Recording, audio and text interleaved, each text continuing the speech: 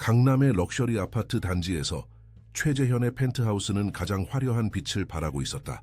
서울에서 가장 성공한 부동산 개발업자로서 그는 매년 이맘때쯤 업계의 유명 인사들을 초대해 호화로운 파티를 열었다. 오늘 밤도 예외는 아니었다. 이번 분기 매출이 30% 증가했다고 들었어요. 조 사장님. 유리잔을 든 중년의 남성이 그에게 다가와 말했다. 재현은 만족스러운 미소를 지으며 고개를 끄덕였다. 그렇습니다. 강북 재개발 프로젝트가 예상보다 빨리 진행되고 있어요. 파티장은 명품 의상과 값비싼 향수 냄새로 가득했다. 재현의 아내 서연은 우아한 드레스를 입고 손님들 사이를 돌아다니며 완벽한 호스트 역할을 하고 있었지만 그녀의 눈에는 어딘가 공허함이 느껴졌다. 15년의 결혼 생활 동안 그녀는 이런 표면적인 화려함에 점점 지쳐가고 있었다. 바로 그때였다. 거실의 대형 유리문을 통해 한 작은 그림자가 보였다. 처음에는 아무도 알아차리지 못했지만 갑자기 문이 열리고 한 어린 소녀가 파티장 안으로 들어왔다. 저기요, 너 어떻게 여기 들어왔니? 경비원 중 한 명이 황급히 소녀에게 다가갔다. 모든 시선이 그 방향으로 향했다. 소녀는 7살쯤 되어 보였고 낡고 해진 한복을 입고 있었다. 맨발의 머리는 단정하게 따아져 있었지만 전체적으로 보기에는 파티장의 화려함과는 너무나 대조적이었다. 그러나 가장 인상적인 것은 소녀의 눈이었다. 깊고 맑은 그 눈은 어린아이의 것이라고 믿기 힘들 정도로 지혜롭고 관통력이 있어 보였다. 소녀는 경비원을 무시한 채 곧장 재현에게 걸어갔다. 그녀의 손에는 작은 천주머니가 들려 있었는데 그 안에서 색색의 실과 말린 약초의 냄새가 희미하게 풍겨나왔다. 오늘 떡 하나로 당신의 집을 지켜드릴게요. 소녀가 또렷한 목소리로 말했다. 순간 파티장이 조용해졌다가 곧 웃음소리가 터져나왔다. 재현도 놀란 표정에서 곧 비웃음으로 바뀌었다. 너 어디서 왔니? 부모님은 어디 계시니? 서연이 걱정스러운 표정으로 소녀에게 다가갔다. 소녀는 서연을 잠시 바라보더니 다시 재현을 향해 말했다. 위험이 다가오고 있어요. 제가 지켜드릴 수 있어요. 떡 하나만 주세요. 재현은 이제 완전히 짜증이 난 표정이었다. 아바, 누가 이 아이를 들여보냈어? 당장 내보내. 하지만 소녀는 물러서지 않았다. 할머니가 가르쳐 주셨어요. 나쁜 기운이 당신 집에 있어요. 오늘 밤 조심하셔야 해요. 이 말에 몇몇 손님들은 휴대폰을 꺼내 소녀의 모습을 찍기 시작했다. 인스타에 올리기 좋겠는데 한 여성이 키득거리며 말했다. 재현의 인내심이 바닥났다. 그는 호주머니에서 10,000원짜리 지폐를 꺼내 소녀 앞에 떨어뜨렸다. 내 집 앞 카펫보다 가치 없는 것이니 그 말도 안 되는 이야기야. 떡 대신 이걸로 뭐라도 사 먹어. 소녀는 바닥에 떨어진 돈을 바라보았지만 줍지 않았다. 대신 그녀의 눈에서는 슬픔과 함께 어떤 확신이 느껴졌다. 후회하실 거예요. 그녀가 작게 중얼거렸다. 2명의 경비원이 다가와 소녀의 팔을 잡아 밖으로 끌고 나갔다. 파티는 다시 활기를 되찾았고 사람들은 곧 그 기이한 사건을 잊었다. 하지만 서연은 창가에 서서 소녀가 단지를 빠져나가는 모습을 지켜보았다. 어딘가 가슴 한구석이 불편했다. 걱정하지 마세요, 부인. 재현이 그녀의 어깨에 손을 얹으며 말했다. 그저 동네 거지일 뿐이에요. 내일이면 잊혀질 일입니다. 서연은 아무 말도 하지 않았지만 그 소녀의 눈빛을 잊을 수 없었다. 밤이 깊어지고 파티는 끝이 났다. 마지막 손님이 떠난 후 재현은 서재에 들어가 금고를 확인했다. 그곳에는 최근 강북 재개발 프로젝트와 관련된 중요한 서류들이 보관되어 있었다. 그 서류들은 그가 어떻게 불법적인 방법으로 토지를 확보했는지를 보여주는 증거였다. 재현은 금고문을 단단히 닫고 침실로 향했다. 밤 2시경 재현과 서연이 깊은 잠에 빠져 있을 때였다. 갑자기 저택의 보안 시스템이 작동을 멈췄다. CCTV, 모션 센서, 알람 시스템 모두가 동시에 꺼졌다. 마치 누군가가 모든 시스템을 정확히 알고 있다는 듯이 검은 옷을 입은 3명의 남성이 뒷문을 통해 조용히 들어왔다. 그들은 재현의 서재로 곧장 향했다. 빨리 해. 금고는 저기야. 그들 중 리더로 보이는 남자가 다른 2명에게 지시했다. 바로 그때 침실에서 잠을 자던 재현이 갑자기 눈을 떴다. 뭔가 잘못되었다는 느낌이 강하게 들었다. 그는 침대 옆 태블릿을 확인했지만 보안 카메라 화면이 모두 검은색으로 표시되어 있었다. 서연, 일어나요. 그가 아내를 흔들어 깨웠다. 뭔가 잘못됐어? 서연이 놀라 일어났다. 무슨 일이에요? 보안 시스템이 다운됐어. 전화해. 재현이 급히 바지를 입으며 말했다.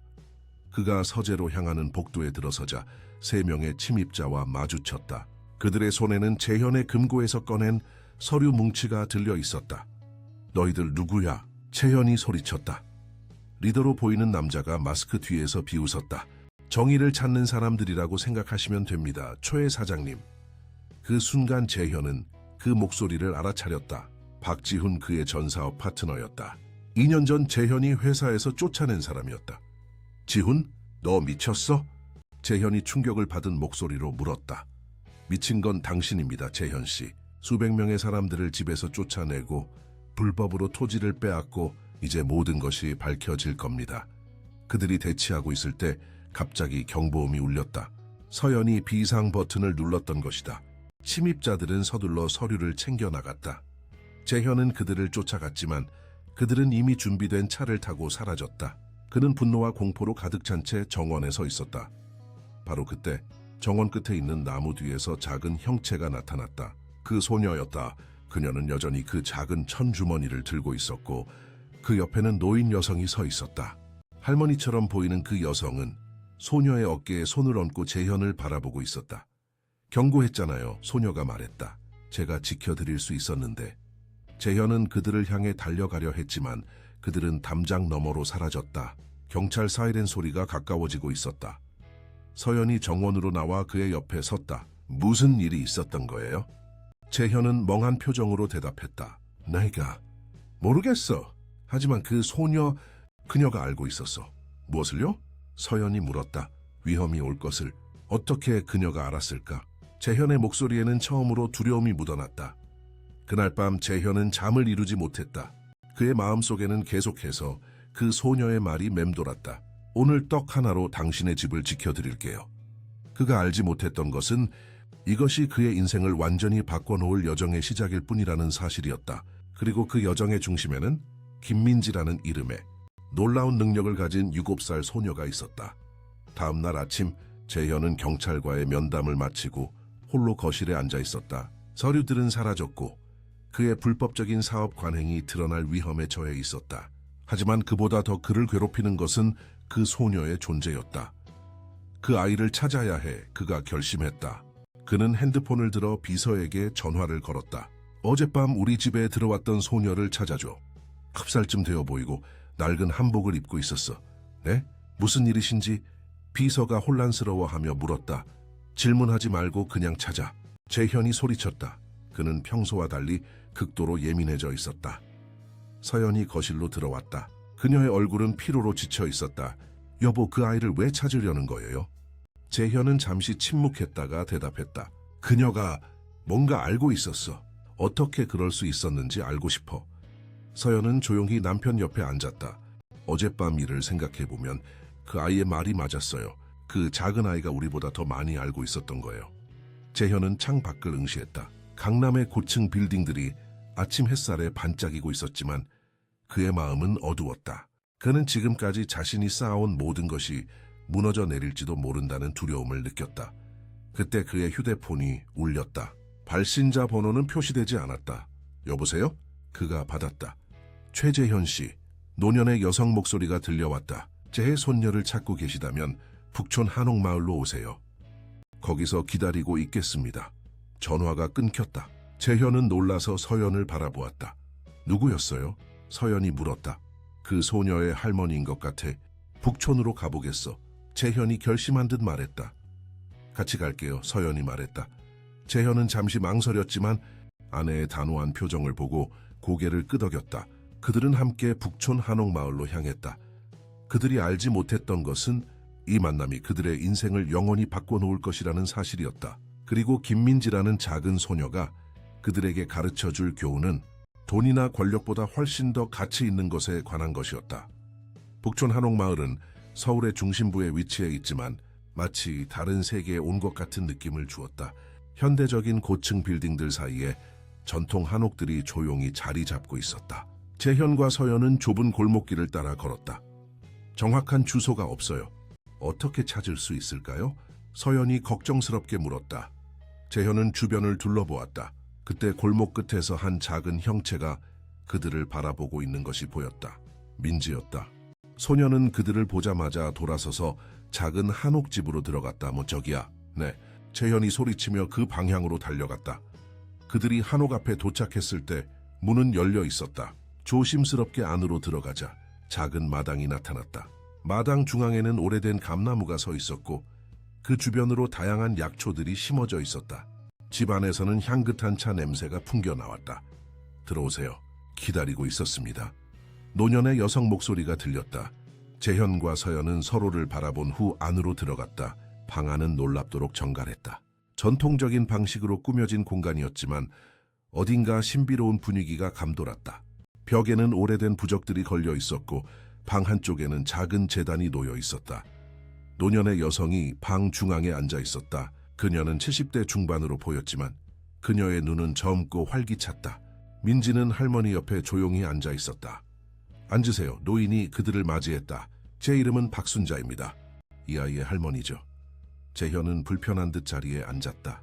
고급 양복을 입은 그의 모습은 이 소박한 공간과 어울리지 않았다.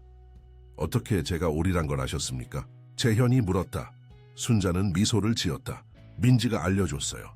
그 아이는 특별한 능력이 있어요. 무슨 능력이요? 서연이 궁금해하며 물었다. 순자는 차를 따르며 대답했다. 우리 가족은 대대로 무당의 피를 이어받았어요. 조선시대부터 우리 선조들은 마을을 지키는 역할을 했죠. 민지는 그 중에서도 특별해요. 그 아이는 사람들의 기운을 볼 수 있어요. 좋은 기운, 나쁜 기운, 그리고 다가오는 위험도 감지할 수 있죠. 재현은 믿기지 않는다는 표정을 지었다. 그게 무슨 말도 안 되는, 어젯밤에 일어난 일을 어떻게 설명하실 건가요? 순자가 그의 말을 자르며 물었다. 민지가 경고했잖아요. 하지만 당신은 들으려 하지 않았죠. 재현은 말문이 막혔다. 서연이 대신 말했다. 그 아이가 어떻게 알았는지 궁금해요. 순자는 민지의 머리를 쓰다듬으며 대답했다. 민지는 당신 집에 들어서자마자 느꼈대요. 나쁜 의도를 가진 사람들의 기운이 이미 그곳에 스며들어 있었다고요. 그래서 보호해 드리려고 했던 거예요. 그 천주머니는 뭐였나요? 서연이 물었다. 부적이에요. 민지가 처음으로 입을 열었다.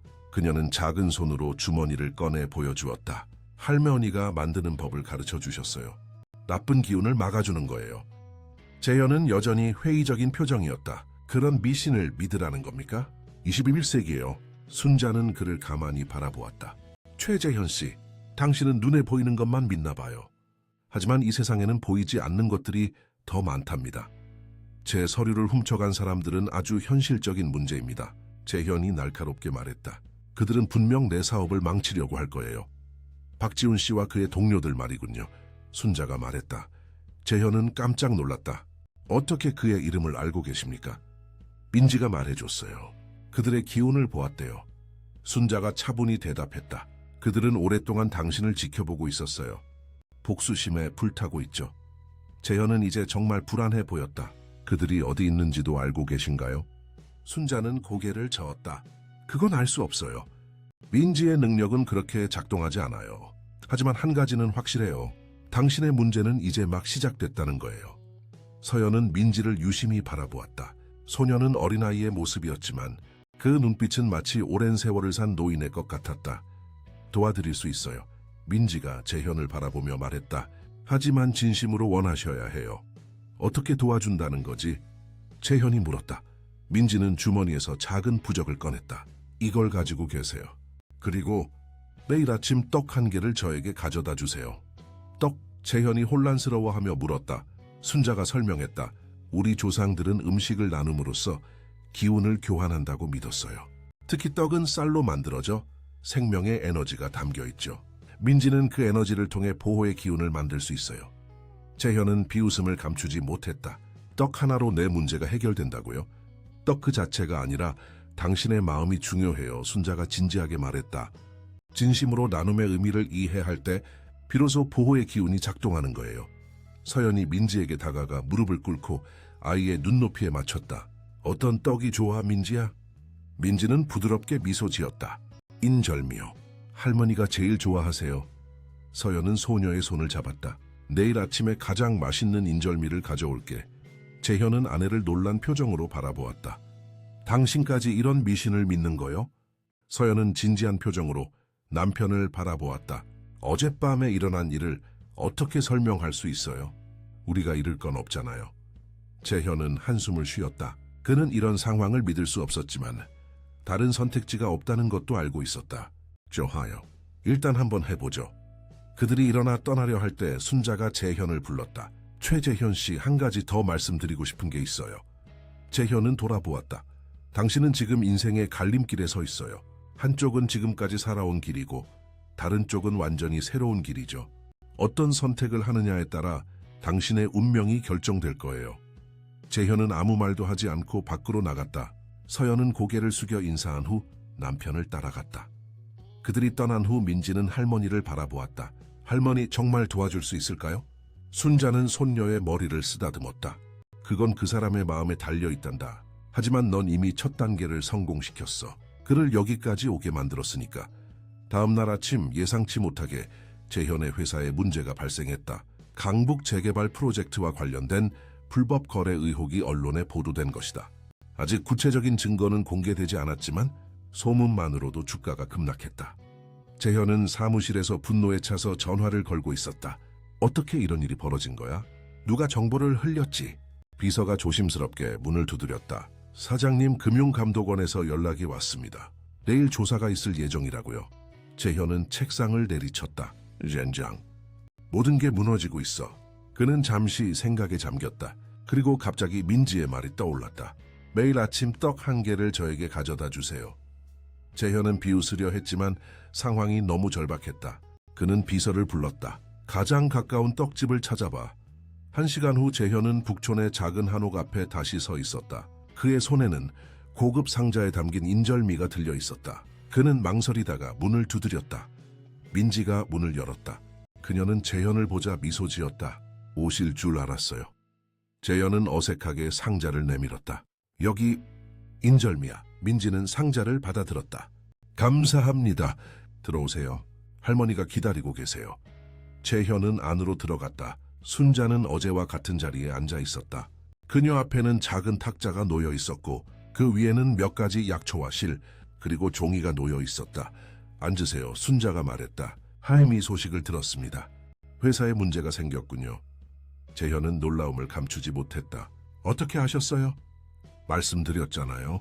민지는 특별해요. 순자는 민지에게 상자를 열어보라고 손짓했다. 인절미를 가져오셨군요.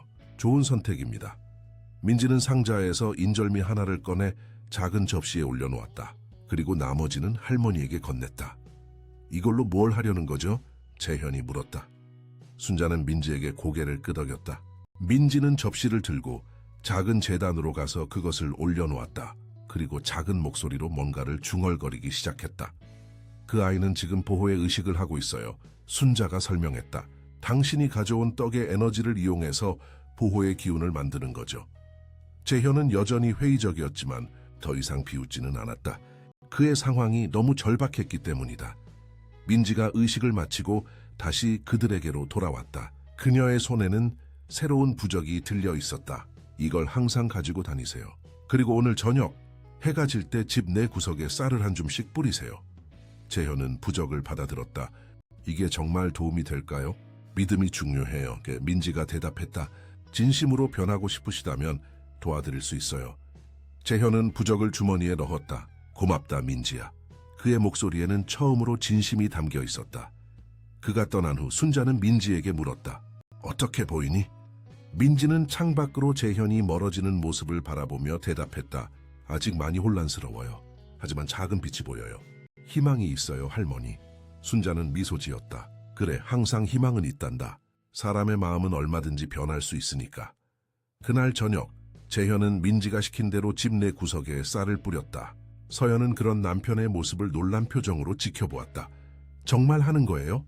서연이 물었다. 재현은 한숨을 쉬었다. 다른 방법이 없어요. 내일 금융감독원 조사가 있어. 모든 것이 무너질 수도 있어. 서연은 남편 곁으로 다가와 그의 손을 잡았다.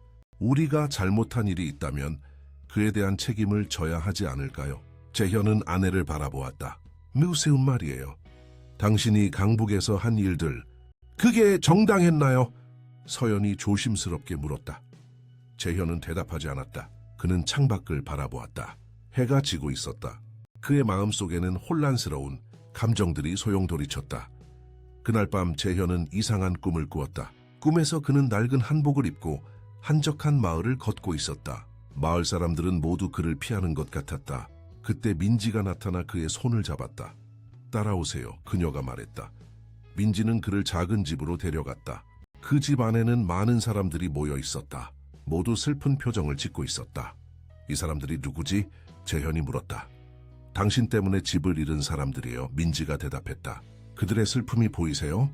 재현은 갑자기 숨이 막히는 것 같았다. 그는 식은땀을 흘리며 잠에서 깨어났다. 시계를 보니 새벽 3시였다. 그는 침대에서 일어나 물을 마셨다. 가슴이 무겁게 느껴졌다. 창가로 가서 서울의 야경을 바라보았다. 반짝이는 고층 빌딩들 사이로 어딘가에 민지와 그녀의 할머니가 살고 있는 작은 한옥이 있을 것이다. 뭐가 잘못된 걸까? 그는 중얼거렸다. 다음 날 아침 재현은 금융감독원 조사를 받기 위해 준비하고 있었다. 그의 변호사들은 최선을 다해 방어 전략을 세우고 있었다. 하지만 재현의 마음속에는 불안감이 가득했다. 그때 서연이 방에 들어왔다. 여보, 뉴스 봤어요? 재현은 고개를 들었다. 무슨 뉴스요? 박지훈 씨가 체포됐대요. 문서 절도 혐의로요. 서연이 태블릿을 보여주었다. 재현은 놀라서 뉴스를 읽었다. 박지훈이 어젯밤 또 다른 회사에 침입하다 경찰에 체포된 것이다. 그의 손에는 여러 회사의 기밀 문서들이 들려 있었다. 믿을 수 없군. 재현이 중얼거렸다. 서연은 조용히 말했다. 민지의 부적이 효과가 있었나 봐요. 재현은 주머니에서 부적을 꺼내 바라보았다. 그는 여전히 확신할 수 없었지만 뭔가 이상한 일이 일어나고 있다는 느낌을 지울 수 없었다. 그의 휴대폰이 울렸다. 금융감독원이었다. 최재현 씨, 오늘 예정된 조사가 잠정적으로 연기되었음을 알려드립니다. 새로운 정보가 입수되어 추가 검토가 필요한 상황입니다. 전화를 끊은 재현은 혼란스러워 보였다. 조사가 연기됐어. 어떻게 된 거죠? 서연이 물었다. 모르겠어. 하지만 시간을 벌었어. 재현이 대답했다. 그는 창밖을 바라보았다. 아침 햇살이 방 안으로 쏟아져 들어오고 있었다. 그의 마음속에는 이상한 감정이 피어올랐다. 처음으로 그는 민지와 그녀의 할머니가 특별한 능력을 가지고 있을지도 모른다고 생각하기 시작했다. 오늘도 떡을 가져가야겠어. 그가 말했다. 서연은 미소 지었다. 이번에는 내가 직접 만들어 볼게요. 어떨까요? 재현은 처음으로 진심 어린 미소를 지었다. 좋은 생각이야. 그들은 알지 못했지만 이것은 재현의 인생의 큰 변화의 시작이었다. 그리고 그 변화의 중심에는 작은 소녀 민지와 그녀의 특별한 능력이 있었다. 한 주가 지나고 재현의 생활에는 새로운 의식이 자리 잡았다. 매일 아침 그는 북촌으로 가서 민지에게 떡을 전달했다. 처음에는 고급 떡집에서 산 비싼 떡을 가져갔지만 서연이 직접 만든 떡을 가져갔을 때 민지의 미소가 더 밝아진 것을 보고 이제는 서연이 매일 아침 정성껏 떡을 만들었다. 금융감독원의 조사는 계속 연기되었고 박지훈이 체포되면서 그가 가지고 있던 서류들도 압수되었다. 재현은 일시적으로 위기를 모면했지만 마음 한구석에는 불안감이 자리 잡고 있었다. 이날 아침도 재현은 북촌을 향해 운전하고 있었다. 평소와 달리 서연도 함께였다. 요즘 많이 변하셨어요. 서연이 조용히 말했다. 무슨 의미예요? 재현이 물었다. 서연은 미소 지었다. 예전에는 아침마다 이메일과 전화 통화로 시작했는데 이제는 북촌으로 가는 이 시간이 하루의 시작이 되었어요. 재현은 잠시 생각에 잠겼다. 그녀의 말이 맞았다. 이 작은 의식은 그의 일상에 이상한 평화를 가져다 주었다. 민지와 순자 할머니. 그들은 특별해요. 그들이 한옥에 도착했을 때 평소와 달리 문이 닫혀 있었다. 재현이 문을 두드렸지만 대답이 없었다. 이상하네요, 재현이 말했다. 항상 우리를 기다리고 있었는데. 그때 옆집 문이 열리고 노인이 나왔다. 순자네를 찾으시나요? 네, 그런데 문이 닫혀 있네요. 서연이 대답했다. 노인은 고개를 끄덕였다. 아침 일찍 병원에 갔어요. 민지가 열이 많이 나서요. 병원이요? 어느 병원인가요? 재현이 급히 물었다. 세브란스 병원이라고 했어요. 택시 타고 가는 걸 봤어요. 재현과 서연은 서로를 바라보았다. 가봐야겠어요, 서연이 말했다. 그들은 서둘러 차 타고 세브란스 병원으로 향했다. 병원에 도착해서 접수처에 문의하자 소아과 7층에 김민지라는 환자가 입원해 있다고 했다. 엘리베이터를 타고 7층에 도착한 그들은 복도 끝 의자에 앉아있는 순자를 발견했다. 그녀는 평소보다 훨씬 지쳐 보였다. 순자 할머니, 서연이 다가가 인사했다. 민지는 어때요? 순자는 그들을 보고 약간 놀란 듯했다. 어떻게 알고 오셨어요? 떡을 가져다 주러 갔다가 이웃분이 알려주셨어요. 재현이 설명했다. 민지가 많이 아픈가요? 순자는 한숨을 쉬었다. 어젯밤부터 고열이 계속됐어요. 보통은 제가 약초로 치료하는데 이번엔 너무 심해서. 그녀의 목소리가 떨렸다. 서연은 순자의 손을 잡았다. 의사 선생님은 뭐라고 하셨어요? 아직 검사 중이에요. 혈액 검사를 했는데 결과가 나오려면 시간이 좀 걸린대요. 재현은 주머니에서 서연이 아침에 만든 떡이 든 작은 상자를 꺼냈다. 오늘 떡을 가져왔어요.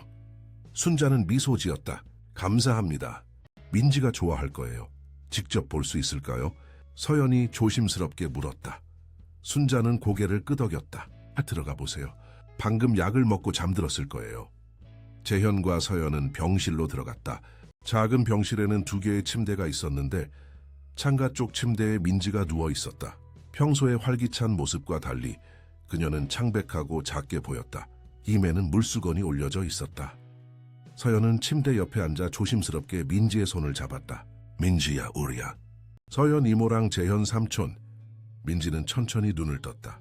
그녀의 눈은 열로 인해 흐릿해 보였다. 이모, 삼촌. 그녀는 희미하게 미소 지었다. 떡 가져왔어, 민지야, 재현이 말했다. 서연 이모가 특별히 만들었어. 민지는 고개를 끄덕였지만 말을 하기에는 너무 지쳐 보였다. 지금은 쉬어야 해. 서연이 민지의 머리를 쓰다듬으며 말했다. 우리가 곁에 있을게. 그들이 병실을 나와 순자에게 돌아왔을 때 의사가 다가오고 있었다. 박순자님, 의사가 물었다 못내. 제가 민지 할머니입니다. 순자가 일어섰다. 혈액 검사 결과가 나왔습니다. 민지는 심한 바이러스성 감염에 걸렸어요. 특별한 치료가 필요한 상황은 아니지만 면역력이 많이 약해져 있어서 며칠간 입원 관찰이 필요합니다. 순자는 안도의 한숨을 내쉬었다. 감사합니다, 선생님. 의사가 떠난 후 재현이 물었다. 입원비는 걱정하지 마세요. 제가 모두 처리하겠습니다. 순자는 고개를 저었다. 그럴 필요 없어요. 우리는 부탁드립니다. 재현이 진지하게 말했다. 민지가 저를 많이 도와줬어요. 이건 그저 감사의 마음일 뿐입니다. 순자는 잠시 재현을 바라보다가 고개를 끄덕였다. 고맙습니다. 서연이 순자에게 물었다. 할머니 오늘 하루 종일 여기 계실 거예요? 그럼요. 민지 혼자 둘 수 없죠. 그럼 제가 집에 가서 필요한 물건들을 가져올게요. 무엇이 필요하세요? 순자는 감동한 표정이었다. 정말 괜찮으시겠어요? 당연하죠. 주소와 열쇠만 알려주세요. 순자는 주머니에서 열쇠를 꺼내 서연에게 건넸다. 정말 감사합니다. 재현은 아내의 모습을 바라보며 새삼 그녀의 따뜻한 마음에 감동했다. 서연이 떠난 후 그는 순자와 함께 병원 카페테리아로 내려갔다. 커피 한잔 하실래요? 재현이 물었다. 순자는 미소 지었다. 차가 좋겠네요. 그들은 조용한 구석자리에 앉았다. 재현은 잠시 망설이다가 입을 열었다. 민지가 저에게 많은 것을 가르쳐줬어요. 사실 처음에는 믿지 않았지만 그 아이는 특별해요. 순자가 말했다. 어릴 때부터 다른 아이들과 달랐어요. 사람들의 마음을 볼 수 있었죠. 정말로 초자연적인 능력이 있는 건가요? 재현이 조심스럽게 물었다. 순자는 차를 한 모금 마시고 대답했다. 우리가 초자연적이라고 부르는 것들은 단지 우리가 아직 이해하지 못하는 자연의 법칙일 뿐이에요. 민지는 그저 다른 사람들보다 조금 더 민감하게 느낄 수 있는 거죠. 왜 저를 도와주려고 하나요? 저는 좋은 사람이 아니에요. 재현의 목소리에는 처음으로 후회의 기색이 묻어났다. 순자는 그를 깊이 바라보았다. 모든 사람에게는 빛과 그림자가 있어요. 당신도 예외는 아니죠. 민지는 당신 안의 빛을 보았어요. 그래서 도와주려고 한 거예요. 재현은 창밖을 바라보았다. 병원 창문 너머로 서울의 풍경이 보였다. 고층 빌딩들과 그 사이에 자리 잡은 작은 한옥들. 그의 세계와 민지의 세계가 공존하고 있었다. 제 회사에서 강북 재개발 사업을 진행하고 있어요. 재현이 천천히 말했다. 그곳에 있던 많은 사람들이 떠나야 했죠. 제가 그들을 위해 충분한 보상을 하지 않았어요. 순자는 조용히 듣고 있었다. 사실 일부 토지는 불법적인 방법으로 획득했어요. 문서를 조작하고 사람들을 협박하고. 재현의 목소리가 떨렸다. 그게 바로 박지훈이 가져간 서류의 내용이에요. 왜 이제 와서 이런 말씀을 하시는 거죠? 순자가 조용히 물었다. 재현은 한숨을 쉬었다. 모르겠어요. 하지만 민지를 만난 이후로 계속 이상한 꿈을 꿔요. 제가 해를 끼친 사람들을 보는 꿈이요. 그리고 처음으로 제가 한 일에 대해 부끄러움을 느끼고 있어요. 순자는 미소 지었다. 그것이 바로 치유의 시작이에요. 어떻게 제가 한 일을 바로잡을 수 있을까요? 재현이 진지하게 물었다. 그건 당신 스스로 찾아야 하는 답이에요. 순자가 말했다. 하지만 진심으로 변하고 싶다면 길은 나타날 거예요. 그들의 대화는 서연의 도착으로 중단되었다. 그녀는 작은 가방을 들고 있었다. 필요한 물건들을 가져왔어요. 정말 감사합니다. 순자가 말했다. 그런데 집에 가보니 이상한 점을 발견했어요. 서연이 말했다. 마당에 있는 약초 정원이 모두 말라 있었어요. 마치 갑자기 생명력을 잃은 것처럼요. 순자의 표정이 굳어졌다. 이 언제부터요? 모르겠어요. 하지만 모든 식물이 갈색으로 변해 있었어요. 순자는 생각에 잠겼다. 민지가 아프기 시작한 것과 관련이 있을지도 몰라요. 무슨 의미인가요? 재현이 물었다. 우리 가족은 자연과 특별한 연결고리가 있어요. 특히 민지는 식물들과 강한 유대감을 가지고 있죠. 그 아이가 아프면 식물들도 영향을 받을 수 있어요. 서연과 재현은 의미심장한 눈빛을 교환했다. 그들은 여전히 이런 설명을 완전히 이해하기 힘들었지만 더 이상 의심하지는 않았다. 제가 정원을 돌봐드릴게요. 서연이 제안했다. 원효에 대해 조금 알고 있어요. 순자는 감사하다는 듯 고개를 끄덕였다. 정원은 우리에게 매우 중요해요. 그곳의 약초들이 우리의 치유 능력을 강화시켜주거든요. 그날 오후 재현은 회사로 돌아가야 했다. 하지만 서연은 병원에 남아 순자와 민지를 돌봐주기로 했다. 재현이 떠나기 전 그는 민지의 병실을 다시 들렀다. 소녀는 여전히 자고 있었다. 빨리 나아라 민지야. 재현이 작은 목소리로 말했다. 내일 또 떡 가져올게. 사무실로 돌아온 재현은 책상 위에 쌓인 서류들을 바라보았다. 강북 재개발 프로젝트 관련 문서들이었다. 그는 오랫동안 그것들을 바라보다가 결심한 듯 비서를 불렀다. 박 비서, 강북 프로젝트 책임자들을 모두 소집해주세요. 오늘 오후 4시에 긴급 회의를 하겠습니다. 무슨 일이신지요, 사장님? 비서가 물었다. 프로젝트 방향을 재검토할 필요가 있습니다. 주민들에 대한 보상 계획을 전면 수정하겠습니다. 비서는 놀란 표정이었지만 곧 고개를 끄덕이고 나갔다. 재현은 창밖을 바라보았다. 그의 사무실에서는 강남의 화려한 고층 빌딩들이 보였다. 그리고 멀리 강북의 오래된 동네들도 희미하게 보였다. 그는 처음으로 자신이 무엇을 위해 이 모든 것을 해왔는지 의문을 가졌다. 회의에서 재현은 임원들에게 충격적인 발표를 했다. 강북 주민들에 대한 보상을 2배로 늘리겠습니다. 그리고 재개발 후에도 원래 주민들이 돌아와 살 수 있는 공공주택을 충분히 확보하겠습니다. 사장님, 그렇게 하면 우리 이익이 크게 줄어들 텐데요. 한 임원이 항의했다. 때로는 이익보다 중요한 것이 있습니다. 재현이 단호하게 말했다. 이번 프로젝트를 통해 우리는 새로운 비즈니스 모델을 구축할 겁니다. 주민들과 함께 성장하는 모델을요. 회의가 끝난 후 많은 임원들이 불만을 토로했다. 하지만 재현은 흔들리지 않았다. 그는 처음으로 자신이 옳은 일을 하고 있다는 확신이 들었다. 사무실로 돌아온 그는 서연에게 전화를 걸었다. 민지는 어때요? 열이 조금 내려갔어요. 의사 선생님이 내일이면 퇴원할 수 있을 거라고 하셨어요. 다행이네요. 나 오늘 중요한 결정을 내렸어. 서연. 재현이 말했다. 무슨 결정인데요? 강북 프로젝트 방향을 완전히 바꾸기로 했어. 주민들을 위한 프로젝트로 만들 거야. 전화기 너머로 서연의 미소를 느낄 수 있었다. 정말 기뻐요, 여보. 당신이 그런 결정을 내리다니. 민지와 순자 할머니 덕분이야. 그들이 내 눈을 뜨게 해줬어. 그날 밤 재현은 다시 병원을 찾았다. 그는 저녁 식사를 포장해 순자와 서연에게 가져다 주었다. 민지는 이제 깨어 있었고 조금 더 나아 보였다.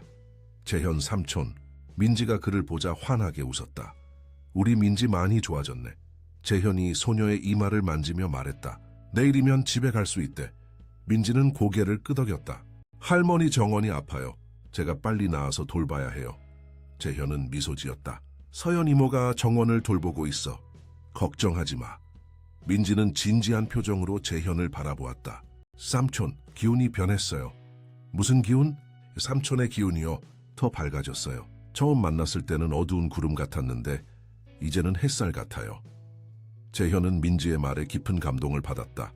그는 소녀의 손을 잡고 말했다. 네 덕분이야 민지야. 네가 내 인생을 바꿔주고 있어.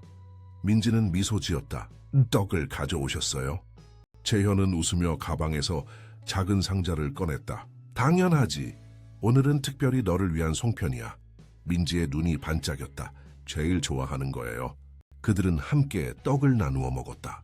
병실 안에는 따뜻한 가족 같은 분위기가 감돌았다. 재현은 이런 단순한 순간에서 느껴지는 행복이 얼마나 소중한지 깨달았다. 그는 자신의 화려한 펜트하우스와 값비싼 물건들을 생각했다.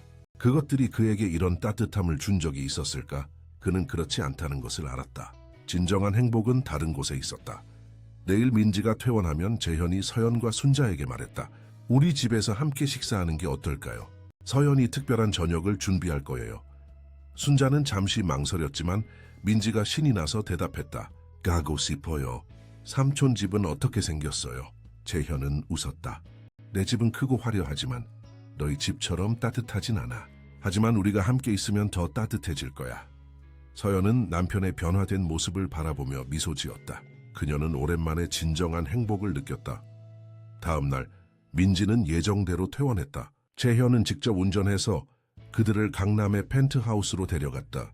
민지는 차창 밖으로 보이는 서울의 풍경에 감탄했다. 와, 건물들이 하늘까지 닿아요. 그녀가 외쳤다. 순자는 조용히 창밖을 바라보았다. 그녀의 표정은 읽기 어려웠다. 재현은 백미러를 통해 그녀를 관찰했다. 순자에게는 그가 아직 모르는 많은 이야기가 있을 것이다. 그리고 그는 그녀의 이야기를 듣고 싶었다. 재현의 펜트하우스는 민지에게 완전히 새로운 세계였다.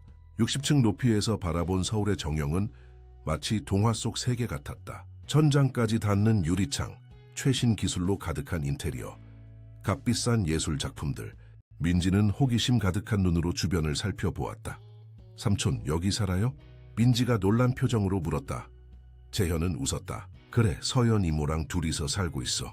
너무 커요. 학교 건물 같아요. 민지가 말했다. 순자는 조용히 공간을 둘러보았다. 그녀의 눈에는 약간의 불편함이 보였다. 현대적인 럭셔리함은 그녀의 소박한 한옥 생활과는 너무나 대조적이었다. 서연은 부엌으로 가서 저녁 식사 준비를 시작했다. 민지야, 나와줄래? 그녀가 불렀다. 민지는 기쁘게 서연의 뒤를 따라갔다. 둘은 금세 웃음소리와 함께 요리를 시작했다. 재현은 순자에게 거실 소파를 권했다. 차 한잔 하시겠어요? 재현이 물었다. 고맙습니다.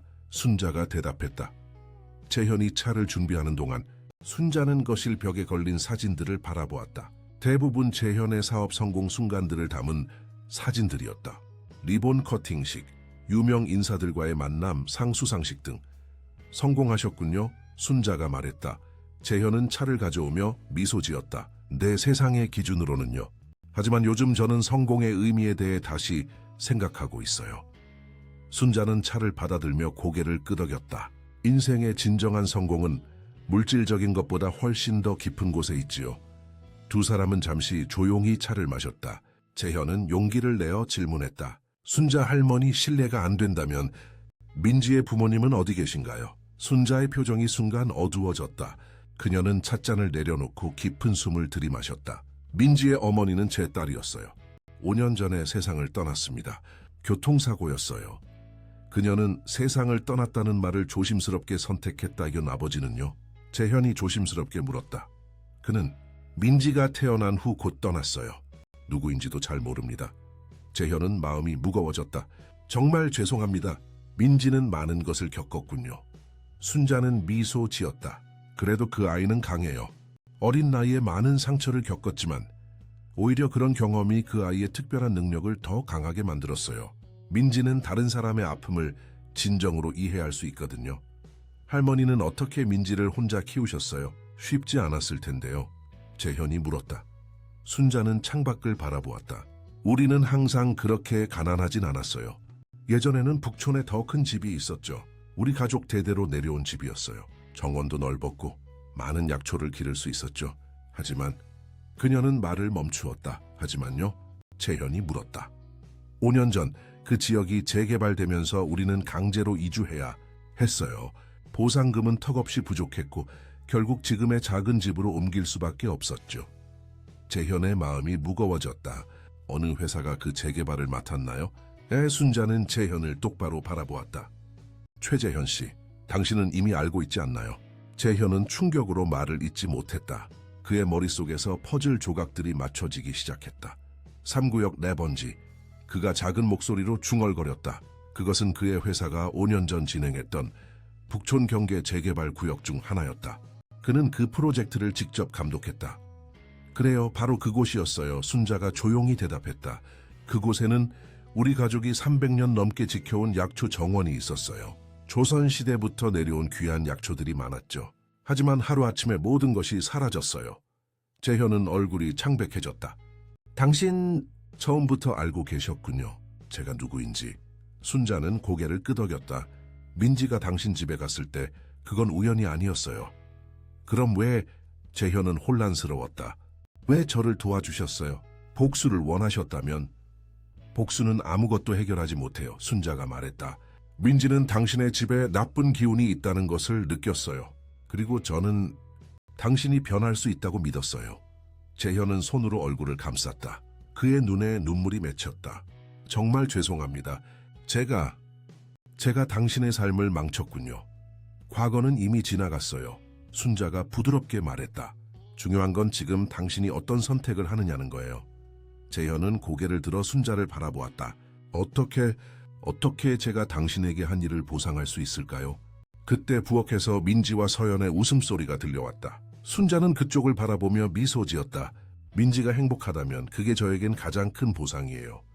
식사 시간이 되자 네 사람은 식탁에 둘러앉았다. 서연과 민지는 함께 한식과 양식을 혼합한 특별한 메뉴를 준비했다. 테이블 위에는 불고기, 잡채, 샐러드, 스테이크 등 다양한 음식이 놓여 있었다. 우와, 진짜 맛있어 보여요. 민지가 탄성을 질렀다. 식사가 시작되고 분위기는 화기애애했다. 민지는 학교 이야기를 하고 서연은 그녀의 취미에 대해 물었다. 겉으로 보기에는 평범한 가족 식사 같았지만 재현과 순자 사이에는 무거운 비밀이 있었다. 식사가 거의 끝나갈 무렵 재현이 갑자기 자리에서 일어났다. 잠시만요, 보여드릴 것이 있습니다. 그는 서재로 가서 서류 몇 장을 가져왔다. 그것을 테이블 위에 펼치자 건축 도면과 계약서가 보였다. 이것은 제가 오늘 오후에 준비한 서류입니다. 재현이 설명했다. 북촌 3구역의 새로운 계획안이에요. 순자는 호기심 어린 표정으로 서류를 바라보았다. 이 부분, 재현이 도면의 한 구역을 가리켰다. 여기는 전통 약초 정원과 한의학센터가 될 곳입니다. 약 300평 규모로요. 순자의 눈이 커졌다. 무슨 말씀이신지? 순자 할머니, 제가 빼앗은 것을 돌려드리고 싶습니다. 이 센터는 할머니의 이름으로 등록될 거예요. 그리고 할머니가 원하시는 대로 운영하실 수 있습니다. 전통 약초를 재배하고 사람들을 치료하는 곳으로요. 서연은 놀란 표정으로 남편을 바라보았다. 그녀는 이 계획에 대해 전혀 몰랐다. 그리고 이것은 재현이 다른 서류를 펼쳤다. 할머니와 민지를 위한 새 집의 설계도입니다. 전통 한옥 스타일이지만 현대적인 편의시설을 갖추고 있어요. 정원과 센터 바로 옆에 위치할 거예요. 민지는 눈을 크게 뜨고 도면을 바라보았다. 우리 집이에요? 그래, 민지야, 재현이 부드럽게 말했다. 내가 할머니와 너에게 빚을 갚는 거야. 순자는 말을 잇지 못했다. 그녀의 눈에는 눈물이 고였다. 물론 이것이 제가 과거에 한 모든 잘못을 바로잡을 수는 없습니다. 재현이 계속했다. 하지만 시작점이 될 수 있을 거라고 생각합니다. 앞으로 제 회사는 사람들을 밀어내는 것이 아니라 함께 성장하는 방향으로 나아갈 겁니다. 순자는 마침내 입을 열었다. 최재현 씨, 이런 결정을 내리게 된 이유가 뭔가요? 재현은 잠시 생각에 잠겼다. 처음에는 민지의 능력 때문에 두려웠어요. 그리고 제 회사를 지키기 위해서였죠. 하지만 시간이 지나면서 민지와 할머니를 알게 되고 당신들이 저에게 가르쳐준 것들을 통해 제 자신을 돌아보게 되었어요. 제가 누구였는지, 그리고 누가 되고 싶은지에 대해서요. 서연은 남편의 손을 잡았다. 그녀의 눈에는 자랑스러움이 가득했다. 아직 시작에 불과합니다. 재현이 말을 이었다. 많은 일을 바로잡아야 해요. 하지만 민지 덕분에 저는 변화할 수 있는 기회를 얻었어요. 민지는 자리에서 일어나 재현에게 다가갔다. 그녀는 조용히 그의 손을 잡았다. 삼촌의 기운이 정말 밝아졌어요. 이제 거의 구름이 없어요. 모두가 웃었다. 그 순간 그들은 마치 진정한 가족처럼 느껴졌다. 저녁 식사 후 서연이 민지를 데리고 테라스로 나갔다. 그곳에서는 서울의 야경이 한눈에 내려다 보였다. 재현과 순자는 거실에 남아 이야기를 나눴다. 이 계획 정말 진지한 거죠? 순자가 물었다 분네. 이미 법무팀에 지시했습니다. 다음 주부터 진행될 거예요. 재현이 대답했다. 순자는 한숨을 내쉬었다. 알고 계신가요? 우리 가족은 그 땅에서 300년 넘게 살았어요. 조선시대부터 왕실의 약을 담당했던 의관 가문이었죠. 그 정원에는 일반적으로 구할 수 없는 귀한 약초들이 많았어요. 정말 미안합니다. 재현이 진심으로 말했다. 그 가치를 몰랐어요. 물질적인 가치로는 측정할 수 없는 것들이 있어요. 순자가 말했다. 우리 가족의 역사, 조상들의 지혜, 그리고 그 땅에 깃든 기억들. 그런 것들은 돈으로 살 수 없죠. 재현은 고개를 숙였다. 저는 항상 모든 것에 가격표가 있다고 생각했어요. 충분한 돈만 있으면 무엇이든 살 수 있다고요. 하지만 민지를 만나고 나서야 깨달았어요. 정말 소중한 것들은 돈으로 살 수 없다는 것을요. 깨달음이 늦지 않았네요. 순자가 미소 지었다. 재현은 문득 궁금한 점이 생각났다. 할머니, 민지의 능력 정말로 초자연적인 건가요? 순자는 잠시 생각하다가 대답했다. 초자연적이라기보다는 자연과 더 깊이 연결되어 있는 거라고 할 수 있어요. 우리 모두는 태어날 때 그런 능력을 가지고 있어요. 하지만 대부분의 사람들은 자라면서 그것을 잊어버리죠. 민지는 단지 그 연결을 유지하고 있을 뿐이에요. 그럼 부적과 의식들은요? 그것도 실제로 효과가 있나요? 재현이 물었다. 순자는 미소 지었다. 의식과 부적은 우리의 의도와 에너지를 집중시키는 도구일 뿐이에요. 진정한 힘은 우리 안에 있어요. 민지는 그것을 이해하고 있죠. 테라스에서 민지의 웃음소리가 들려왔다. 재현과 순자는 그쪽을 바라보았다. 서연이 민지에게 별자리를 가리키며 설명하고 있었다. 민지는 특별한 아이예요. 재현이 말했다. 그 아이의 미래가 걱정돼요. 학교는 어떻게 다니고 있나요? 헤아치수 지역 초등학교에 다니고 있어요. 하지만 순자의 목소리가 잠시 떨렸다. 솔직히 말하면 재정적으로 어려움이 있어요. 제가 나이가 많아 일을 많이 할 수 없고 약초 판매만으로는 충분한 수입이 없거든요. 재현은 결심한 듯 말했다. 더 이상 걱정하지 마세요. 민지의 교육비는 제가 책임지겠습니다. 그리고 할머니의 약초 사업도 지원하고 싶어요.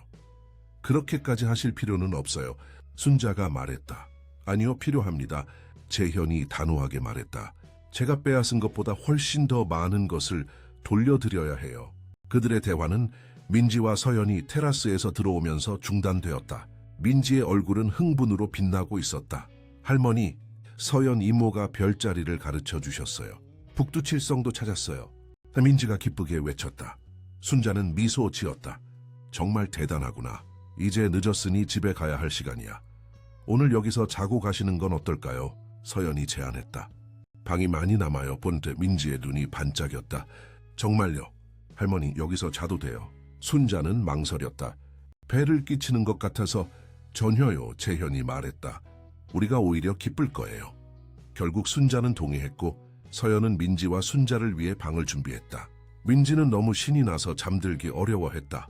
서연은 그녀에게 책을 읽어주며 잠들 때까지 함께 있었다. 밤이 깊어 모두가 잠든 후에도 재현은 잠을 이루지 못했다. 그는 조용히 거실로 나와 서울의 야경을 바라보았다. 그의 마음은 복잡했다. 오늘 알게 된 진실은 그에게 큰 충격이었다. 그가 무심코 한 결정들이 다른 사람들의 삶에 얼마나 큰 영향을 미쳤는지 이제야 깨달았다. 잠이 오지 않나요? 순자의 목소리가 들렸다. 재현은 돌아보았다. 순자가 부엌에서 차를 준비하고 있었다. 네, 생각할 것이 많아서요. 재현이 대답했다. 순자는 두 잔의 차를 들고 그에게 다가왔다. 저도 마찬가지예요. 그들은 나란히 앉아 차를 마시며 야경을 바라보았다. 순자 할머니, 솔직히 말씀해 주세요. 재현이 물었다. 아, 저를 용서하셨나요? 순자는 찻잔을 바라보며 잠시 생각에 잠겼다. 용서는 시간이 필요한 과정이에요. 완전히 용서했다고 말할 수는 없어요.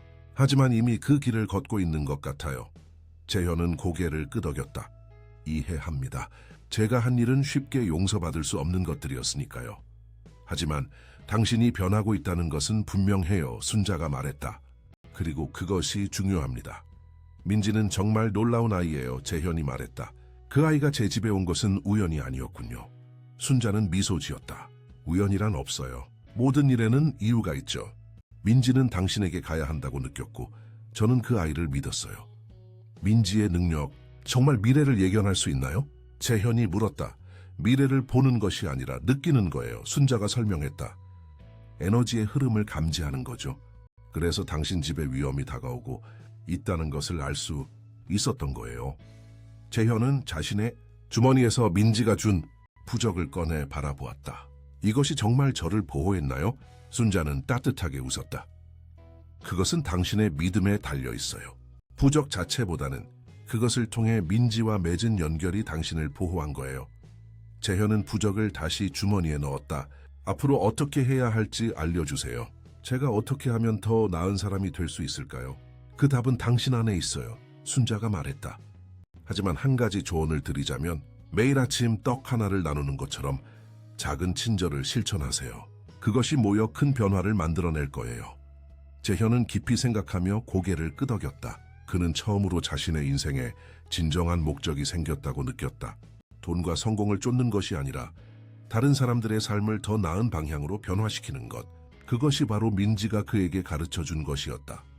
다음 날 아침, 민지는 펜트하우스의 테라스에서 해돋이를 보며 눈을 빛냈다. 서연은 그녀와 함께 아침 식사를 준비했고 재현은 사무실에 늦게 가겠다고 비서에게 연락했다.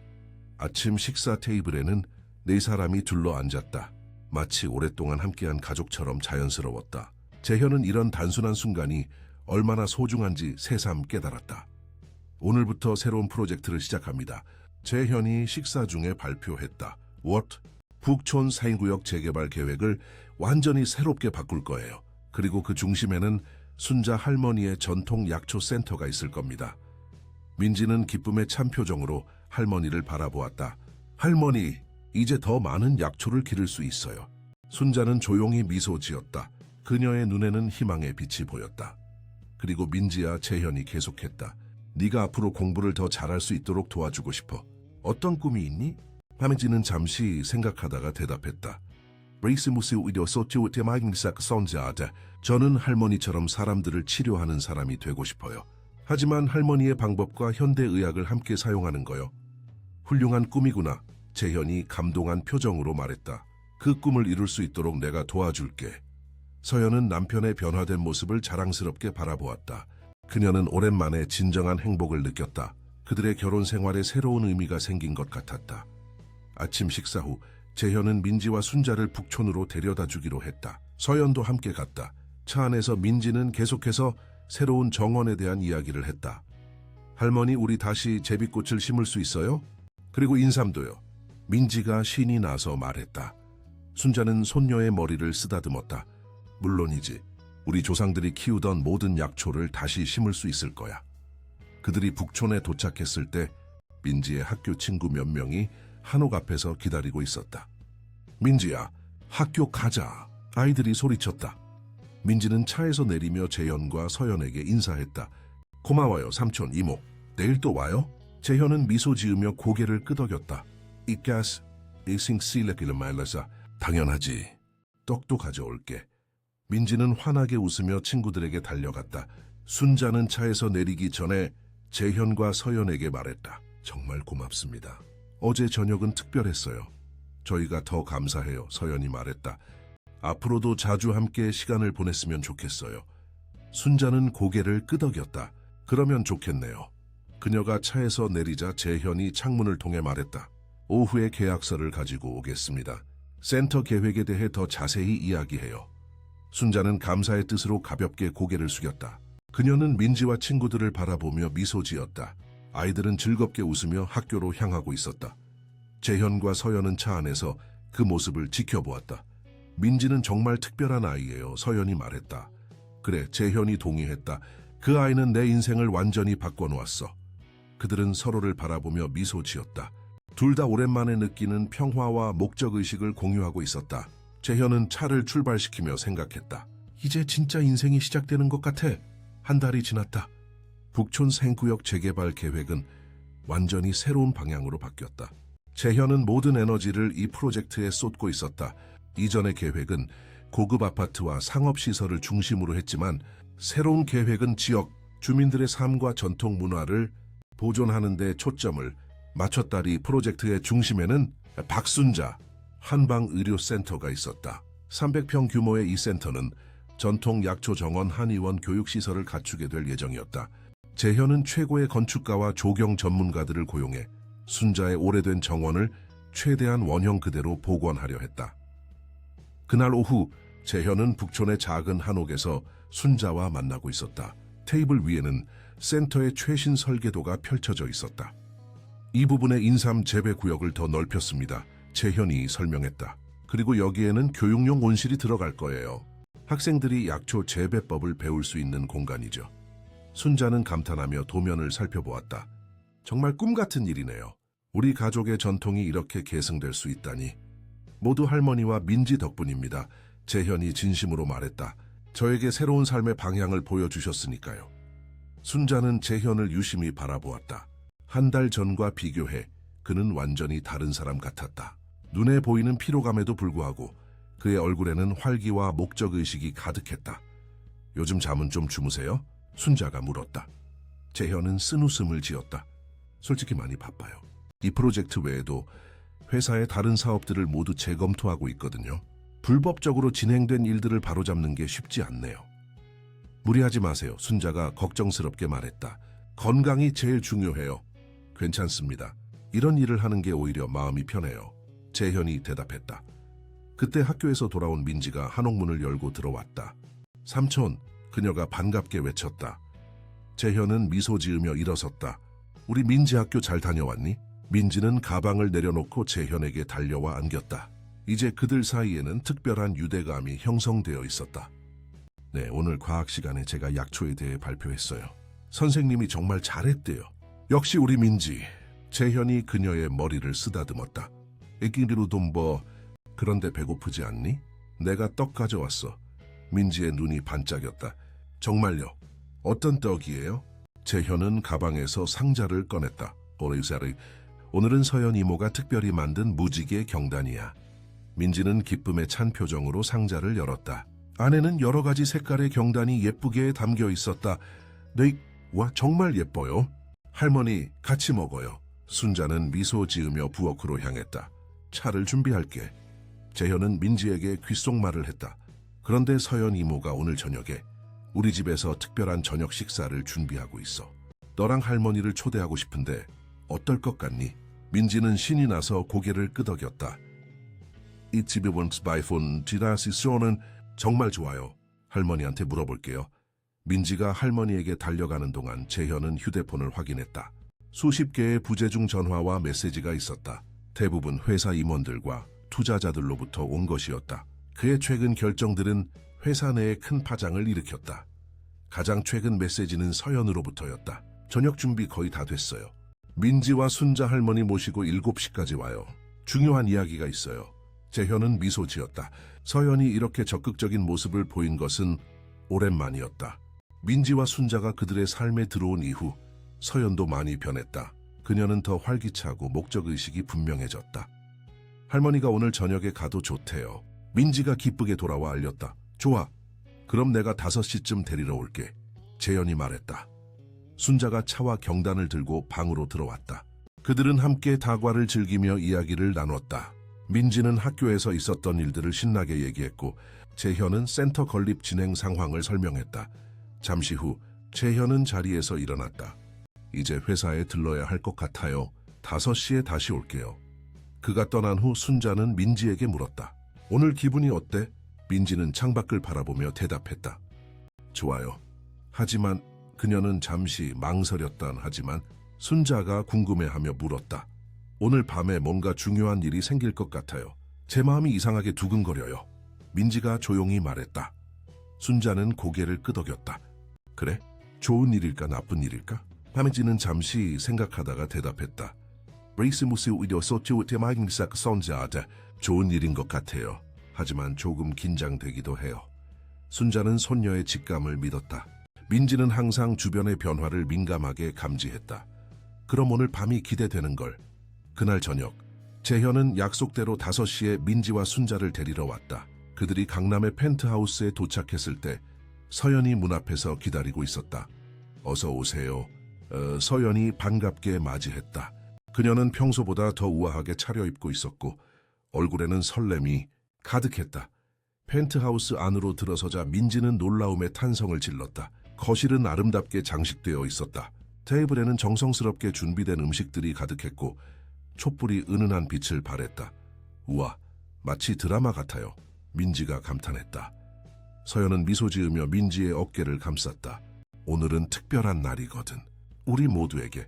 무슨 일인데요? 재현이 호기심 어린 표정으로 물었다. 그도 이렇게까지 준비된 저녁 식사는 예상하지 못했다.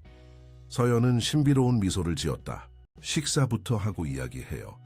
그들은 테이블에 앉아 서연이 준비한 특별한 요리들을 즐겼다. 한식과 양식을 절묘하게 조합한 코스 요리였다. 소고기, 불고기, 전복찜, 트러플 리조또, 샐러드 등 다양한 음식들이 차례로 나왔다. 식사 중에 서연은 민지에게 많은 질문을 했다. 학교 생활, 친구들, 꿈에 대해서 민지는 기쁘게 대답했고 때로는 재현과 순자도 대화에 참여했다. 분위기는 화기애애했지만 서연의 눈빛에는 무언가 특별한 것이 있었다. 디저트로 초콜릿 무스 케이크가 나왔을 때 서연이 마침내 입을 열었다. 사실 오늘 여러분과 나누고 싶은 특별한 소식이 있어요. 모두의 시선이 서연에게 향했다. 서연은 잠시 감정을 추스르며 말을 이었다. 15년 동안 아이를 가지기 위해 노력했어요. 하지만 번번이 실패했죠. 의사들은 제가 아이를 가질 수 없을 거라고 했어요. 재현은 아내의 손을 잡았다. 그들의 불임 문제는 오랫동안 그들 결혼 생활의 아픔이었다. 하지만 일주일 전 체가 검사를 받았는데 서연의 눈에 눈물이 고였다. 임신했어요. 의사도 믿을 수 없다고 했어요. 기적이라고요. 다음 순간 방안이 조용해졌다. 재현은 충격과 기쁨이 뒤섞인 표정으로 아내를 바라보았다. 정말이야? 어떻게? 서연은 행복한 눈물을 흘리며 고개를 끄덕였다. 네, 정말이에요. 이제 2달 차예요. 재현은 자리에서 일어나 아내를 꼭 안았다. 이게 정말 믿을 수 없어. 순자는 따뜻한 미소를 지었다. 축하합니다. 정말 기쁜 소식이네요. 민지는 조용히 미소 짓고 있었다. 그녀의 표정에는 어딘가 의미심장한 것이 있었다. 민지야, 너도 축하해줘야지. 재현이 말했다. 이제 네가 동생을 갖게 될 거야. 민지는 고개를 끄덕였다. 알고 있었어요. 서연은 놀란 표정으로 민지를 바라보았다. 알고 있었다고? 그때 민지가 대답했다. 서연 이모의 기운이 달라졌어요. 1달 전부터요. 이모 안에 작은 빛이 생겼어요. 순자는 의미심장한 표정으로 재현과 서연을 바라보았다. 민지는 그런 것을 감지할 수 있어요. 재현은 놀라움을 감추지 못했다. 그럼 민지가 1달 전부터 알고 있었다는 거예요? 서연도 몰랐을 때? 민지는 쑥스러운 듯 고개를 끄덕였다. 확실히 알진 못했지만 느낌이 있었어요. 그래서 이모에게 매일 아침 특별한 차를 만들어주라고 할머니에게 부탁했어요.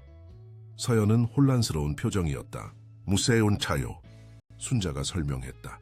임산부를 위한 전통차예요. 민지가 1달 전부터 매일 아침 서연 씨를 위해 만들어 달라고 했어요. 그래서 제가 서연 씨 회사에 매일 아침 보냈죠.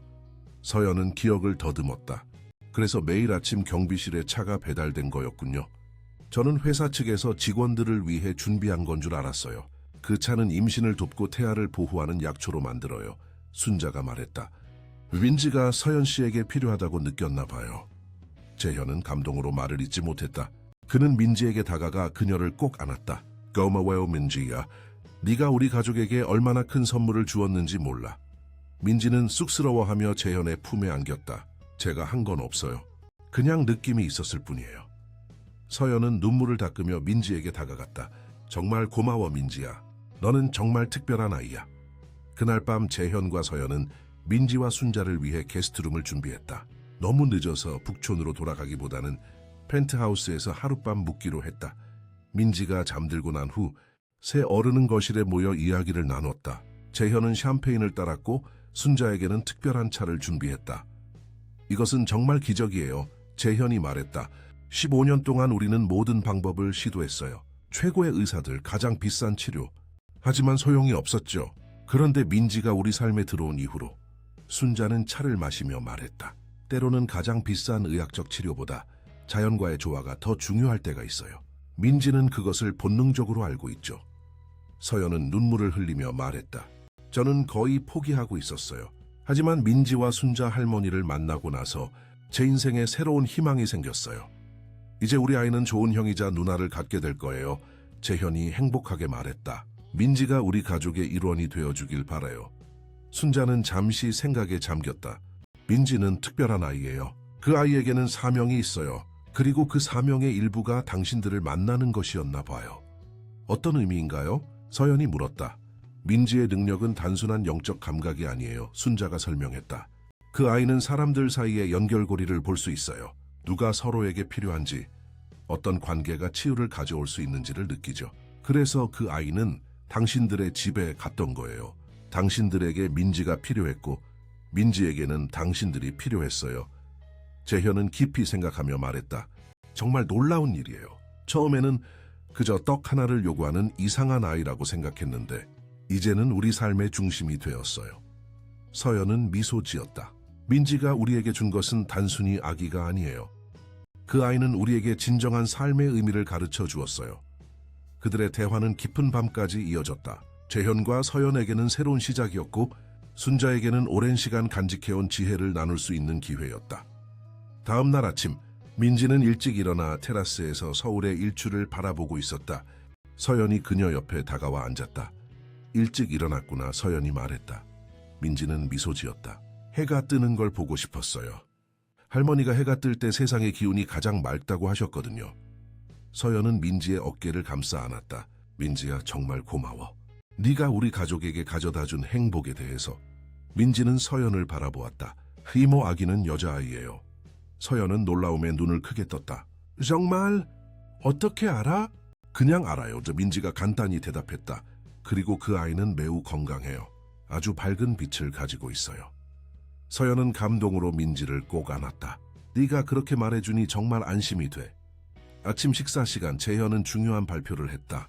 저와 서연이 어젯밤에 이야기를 나눴는데 우리는 민지와 순자 할머니에게 제안을 하고 싶어요. 민지와 순자는 호기심, 어린 표정으로 재현을 바라보았다. 우리 집은 너무 크고 사실 서연과 저 둘이서 살기에는 외로울 때가 많아요. 재현이 말을 이었다. 그래서 민지와 순자 할머니가 우리와 함께 살면 어떨까 해요. 적어도 새 집이 완성될 때까지만이라도요. 민지의 눈이 반짝였다. 정말요? 여기서 살아도 돼요? 서연이 고개를 끄덕였다. 그래, 우리는 네가 여기 있으면 정말 행복할 거야. 그리고 그녀는 자신의 배를 가리켰다. 세희아이에게도 좋은 언니가 되어줄 수 있을 거야. 순자는 잠시 생각에 잠겼다. 정말 감사한 제안이지만 우리가 폐를 끼치는 건 아닐까요? 전혀요. 재현이 단호하게 말했다. 오히려 우리에게 큰 기쁨이 될 거예요. 이곳에는 방이 많고 민지는 학교에 다니기 편할 거예요. 그리고 할머니는 서연이 임신 기간 동안 도움을 주실 수 있고요. 순자는 민지를 바라보았다. 네오는 어떻게 생각하니, 민지야? 민지는 망설임 없이 대답했다. 저는 여기 살고 싶어요. 재현 삼촌과 서연 이모랑 같이 있으면 행복해요. 순자는 미소 지었다. 그렇다면 우리가 제안을 받아들이겠습니다. 정말 감사합니다. 재현과 서연은 기쁨에 찬 표정이었다. 그들의 넓은 펜트하우스가 드디어 진정한 가정의 온기로 채워질 것이었다. 그럼 오늘 북촌에 가서 필요한 물건들을 가져오자. 재현이 제안했다. 내가 도와줄게. 그날 오후 그들은 함께 북촌으로 가서 민지와 순자의 짐을 꾸렸다. 많지 않은 물건들이었지만은 순자는 특별히 약초와 관련된 도구들, 그리고 가보로 내려오는 책들을 조심스럽게 챙겼다. 이 책들은 조선시대부터 우리 가문에 전해 내려오는 의학서들이에요. 순자가 설명했다. 약초의 효능과 치료법이 자세히 기록되어 있죠. 재현은 경외심을 가지고 그 오래된 책들을 바라보았다. 이런 귀중한 지식이 사라질 뻔했군요. 제가 정말 큰 실수를 할 뻔했어요. 순자는 부드럽게 미소 지었다. 하지만 이제 당신은 그 실수를 바로잡고 있어요. 그게 중요한 거예요. 짐을 싸는 동안 민지는 마당의 작은 약초 정원을 돌아보며 작별 인사를 했다. 그녀는 각 식물들에게 말을 걸었다. 걱정하지 마, 곧 더 넓고 좋은 집으로 이사 갈 거야. 서연은 그런 민지의 모습을 사랑스럽게 지켜보았다. 민지는 정말 자연과 특별한 교감이 있네요. 그 아이는 어릴 때부터 식물들과 대화하곤 했어요. 순자가 말했다. 사람들은 이해하지 못하지만 민지는 식물들의 목소리를 들을 수 있어요. 저녁이 되자 그들은 모든 짐을 챙겨 강남의 펜트하우스로 돌아왔다. 재현은 민지에게 특별히 꾸민 방을 보여주었다. 푸른색 벽지와 별이 빛나는 천장, 그리고 작은 책상과 책장이 있는 아늑한 공간이었다. 이게 다 내 방이에요? 민지가 놀라움에 눈을 크게 떴다. 그래, 네가 좋아할 것 같아서 서연 이모가 특별히 꾸몄어. 재현이 말했다. 민지는 방 안을 뛰어다니며 기쁨을 감추지 못했다. 그녀는 창가로 달려가 서울의 야경을 바라보았다.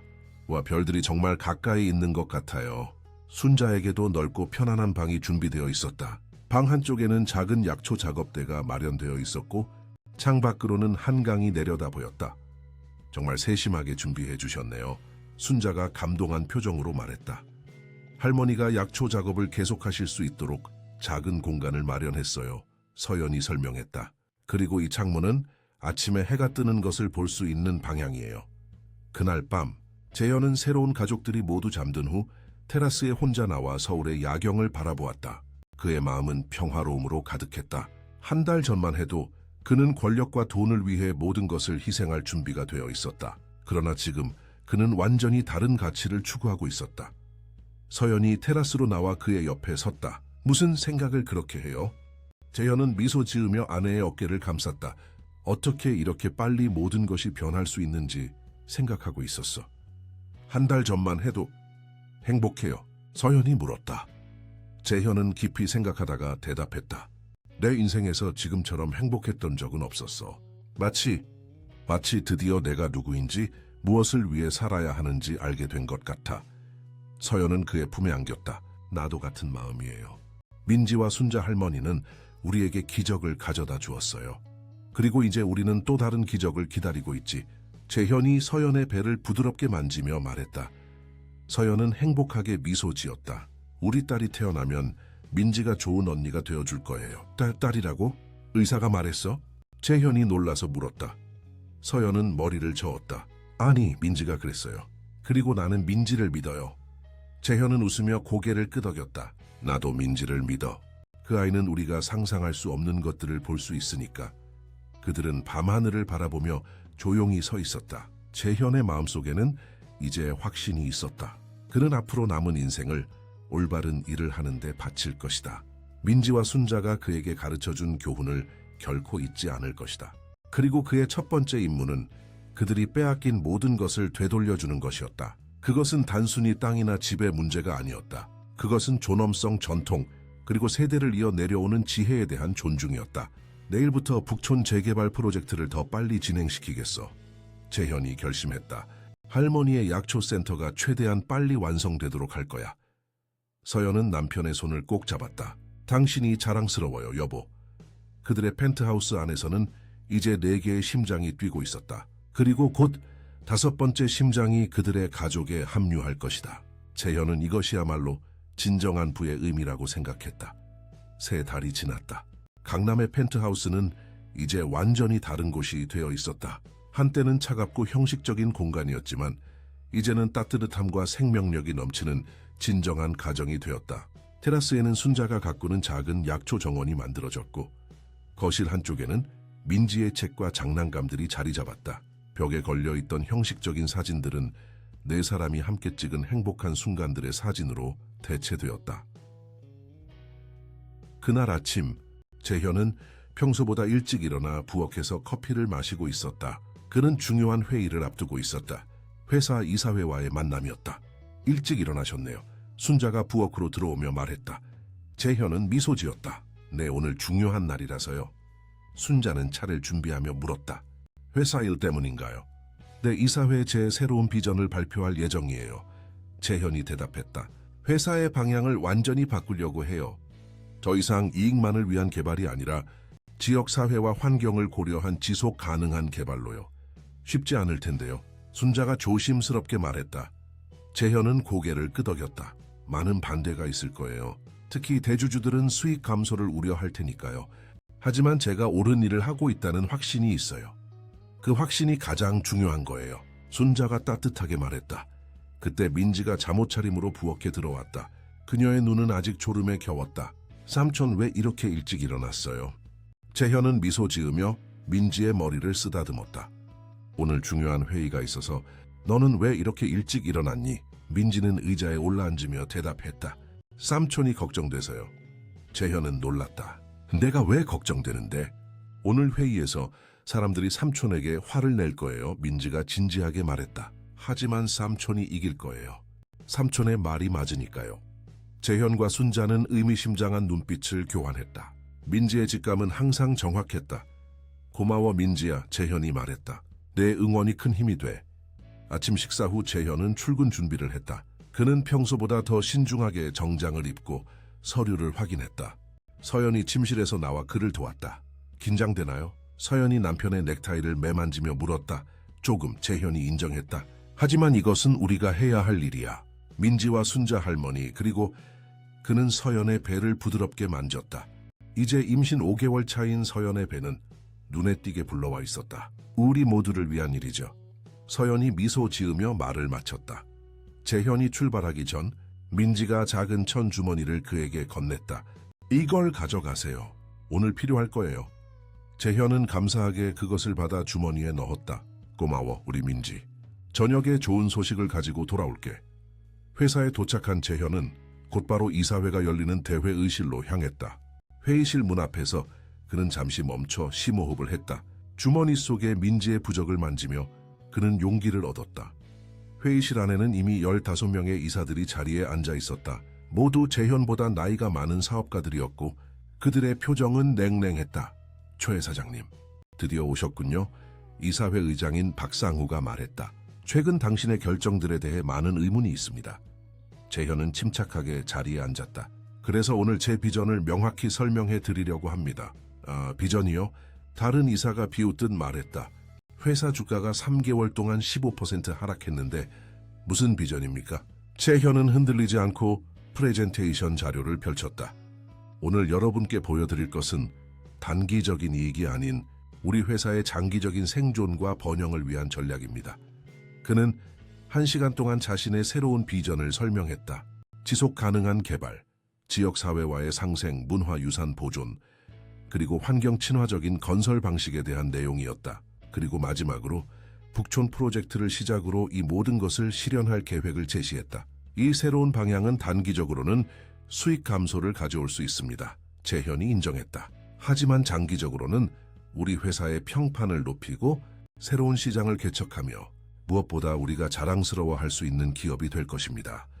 프레젠테이션이 끝나자 회의실은 침묵에 빠졌다. 그리고 곧 예상대로 반대 의견이 쏟아지기 시작했다. 최 사장, 당신이 미쳤습니까? 한 이사가 소리쳤다. 이런 식으로 하면 회사가 망할 겁니다. 주주들은 이익을 원합니다. 이상주의가 아니라. 다른 이사가 말했다. 박상우 의장은 냉정한 목소리로 말했다. 최재현 씨, 당신의 개인적인 변화가 회사 전체에 영향을 미치게 해서는 안 됩니다. 우리는 사업을 하는 것이지 자선단체를 운영하는 게 아닙니다.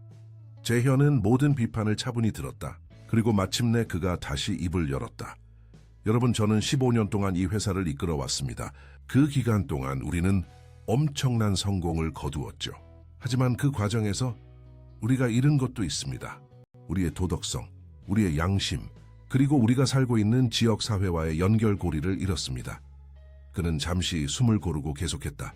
초액은 몇 달 동안 저는 제 인생에서 가장 중요한 교훈을 배웠습니다.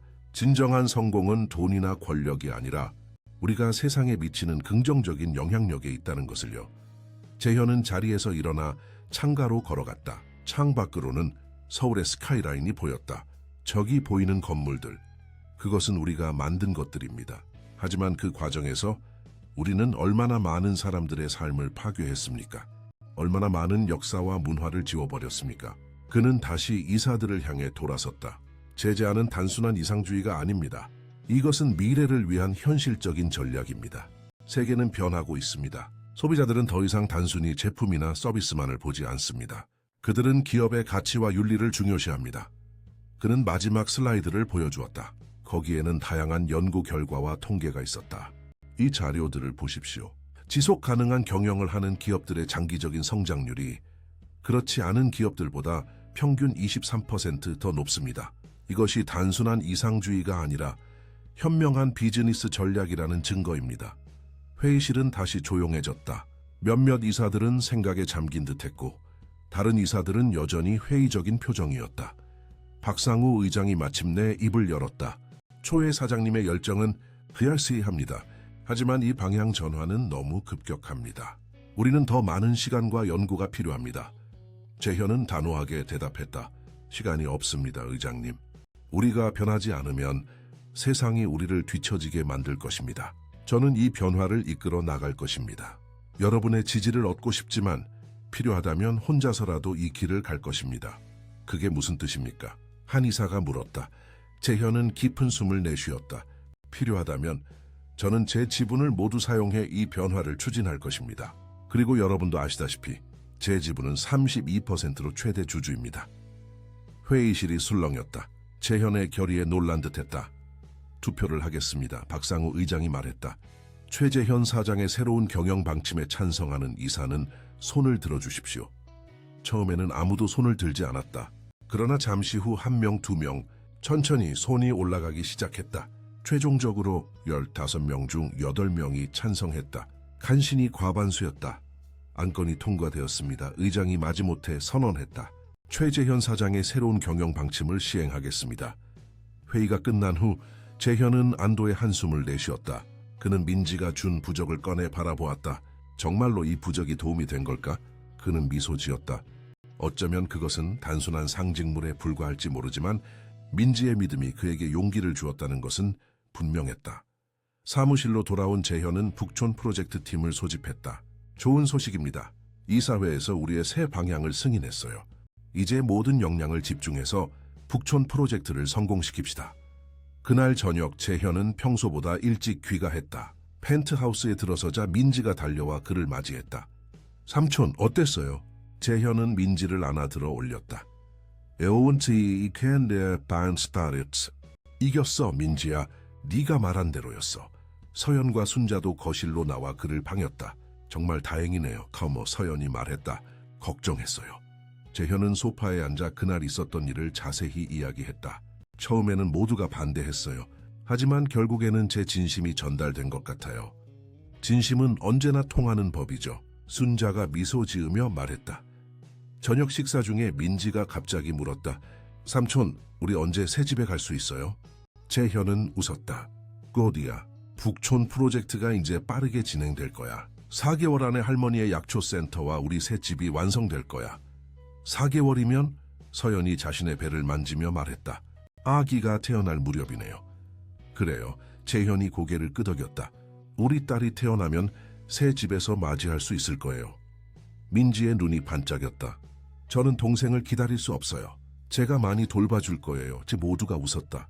그들은 이제 진정한 가족이 되어 있었다. 식사 후 재현은 서재에서 작업을 하고 있었다. 그때 순자가 조용히 문을 두드렸다. 들어오세요. 재현이 말했다. 순자는 차 한 잔을 들고 들어왔다. 필요하실 것 같아서 가져왔어요. 이 차는 스트레스를 풀어주고 마음을 진정시키는 효과가 있어요. 감사합니다. 재현이 차를 받으며 말했다. 정말 필요했네요. 순자는 잠시 망설이다가 말했다. 오늘 중요한 결정을 내리셨군요. 네, 쉽지 않았지만 옳은 일이라고 확신해요. 재현이 대답했다. 민지가 자랑스러워할 거예요. 순자가 말했다. 그 아이는 항상 당신이 좋은 사람이라고 믿었어요. 처음부터. 재현은 놀랐다. 정말요? 제가 처음에 그 아이를 어떻게 대했는지 생각하면 민지는 사람들 안에 있는 빛을 볼 수 있어요. 순자가 설명했다. 당신 안에 있는 빛이 어둠에 가려져 있었을 뿐 완전히 사라진 것은 아니었죠. 재현은 감동했다. 순자 할머니, 정말 감사합니다. 할머니와 민지가 제 인생에 들어와 주셔서 우리도 감사해요. 순자가 진심으로 말했다. 당신이 우리에게 새로운 시작을 주셨으니까요. 다음 날 아침 재현은 북촌 프로젝트 현장을 방문했다. 공사는 이미 시작되어 있었고 기초 공사가 한창이었다. 그는 현장 책임자인 김 과장을 만났다. 진행 상황이 어떤가요? 재현이 물었다. 예상보다 빠르게 진행되고 있습니다, 사장님. 김 과장이 대답했다. 특히 약초센터 부지는 이미 기초 공사가 완료되었습니다. 재현은 만족스럽게 고개를 끄덕였다. 좋습니다. 어떤 문제가 있나요? 사실 한 가지 있습니다. 김 과장이 조심스럽게 말했다. 이 지역 일부 주민들이 우리 프로젝트에 대해 우려를 표하고 있습니다. 과거 재개발 경험 때문에 회사를 신뢰하지 않는 것 같습니다. 재현은 생각에 잠겼다. 그들의 걱정을 이해합니다. 우리가 주민 설명회를 열어야겠군요. 모든 계획을 투명하게 공개하고 그들의 의견을 듣겠습니다. 김 과장은 놀란 표정이었다. 사장님, 그런 절차는 보통 생략하는데 더 이상은 아닙니다. 재현이 단호하게 말했다. 우리는 이제 다르게 일할 겁니다. 주민들의 신뢰를 얻는 것이 중요합니다. 그날 저녁 재현은 민지에게 북촌 프로젝트 현장 사진들을 보여주었다. 여기가 할머니의 약초센터가 들어설 자리야. 그리고 이쪽이 우리 새 집이 될 곳이지. 민지는 눈을 반짝이며 사진들을 살펴보았다. 우와, 정말 넓어요. 제 방도 있을까요? 물론이지, 재현이 웃었다. 내 방은 정원이 내려다 보이는 특별한 위치에 있을 거야. 그리고 동생 방도요. 민지가 물었다. 그럼 내 방 옆에 있을 거야. 네가 동생을 잘 돌볼 수 있도록. 민지는 기쁨에 찬 표정이었다. 그녀는 서연의 배에 귀를 가까이 대고 말했다. 들었어? 우리 곧 정말 멋진 집에서 살 거야. 서연은 웃으며 민지의 머리를 쓰다듬었다. 아기가 네 말을 듣고 있을까? 물론이죠. 민지가 자신 있게 말했다. 아기는 모든 것을 들을 수 있어요. 특히 언니인 제 목소리는요.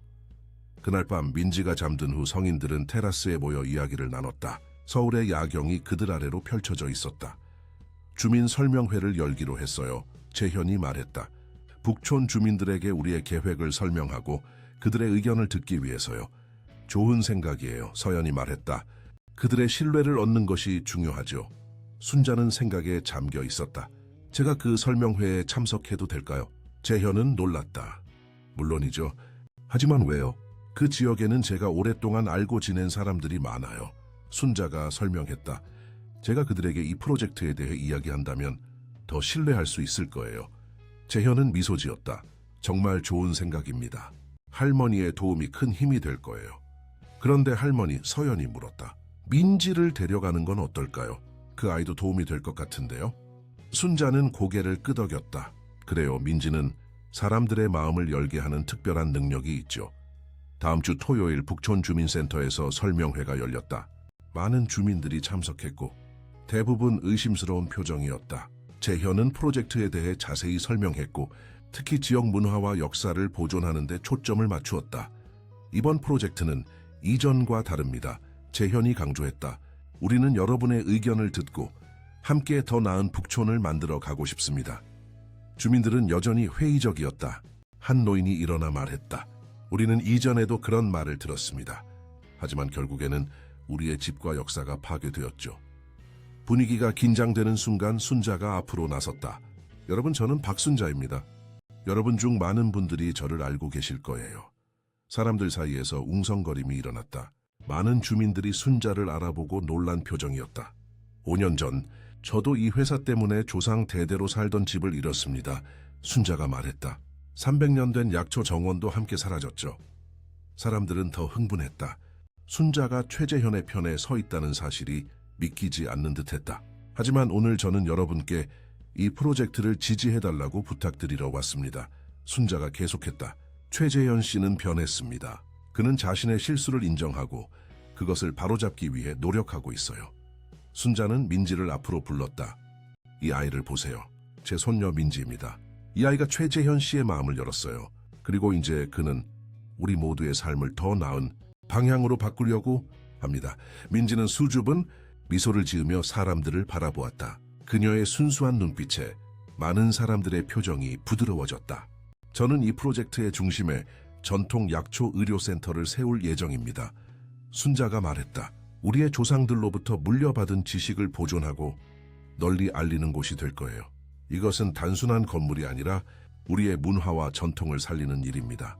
순자의 진심 어린 말에 주민들의 태도가 조금씩 변하기 시작했다. 질문도 적대적인 것에서 건설적인 것으로 바뀌었다.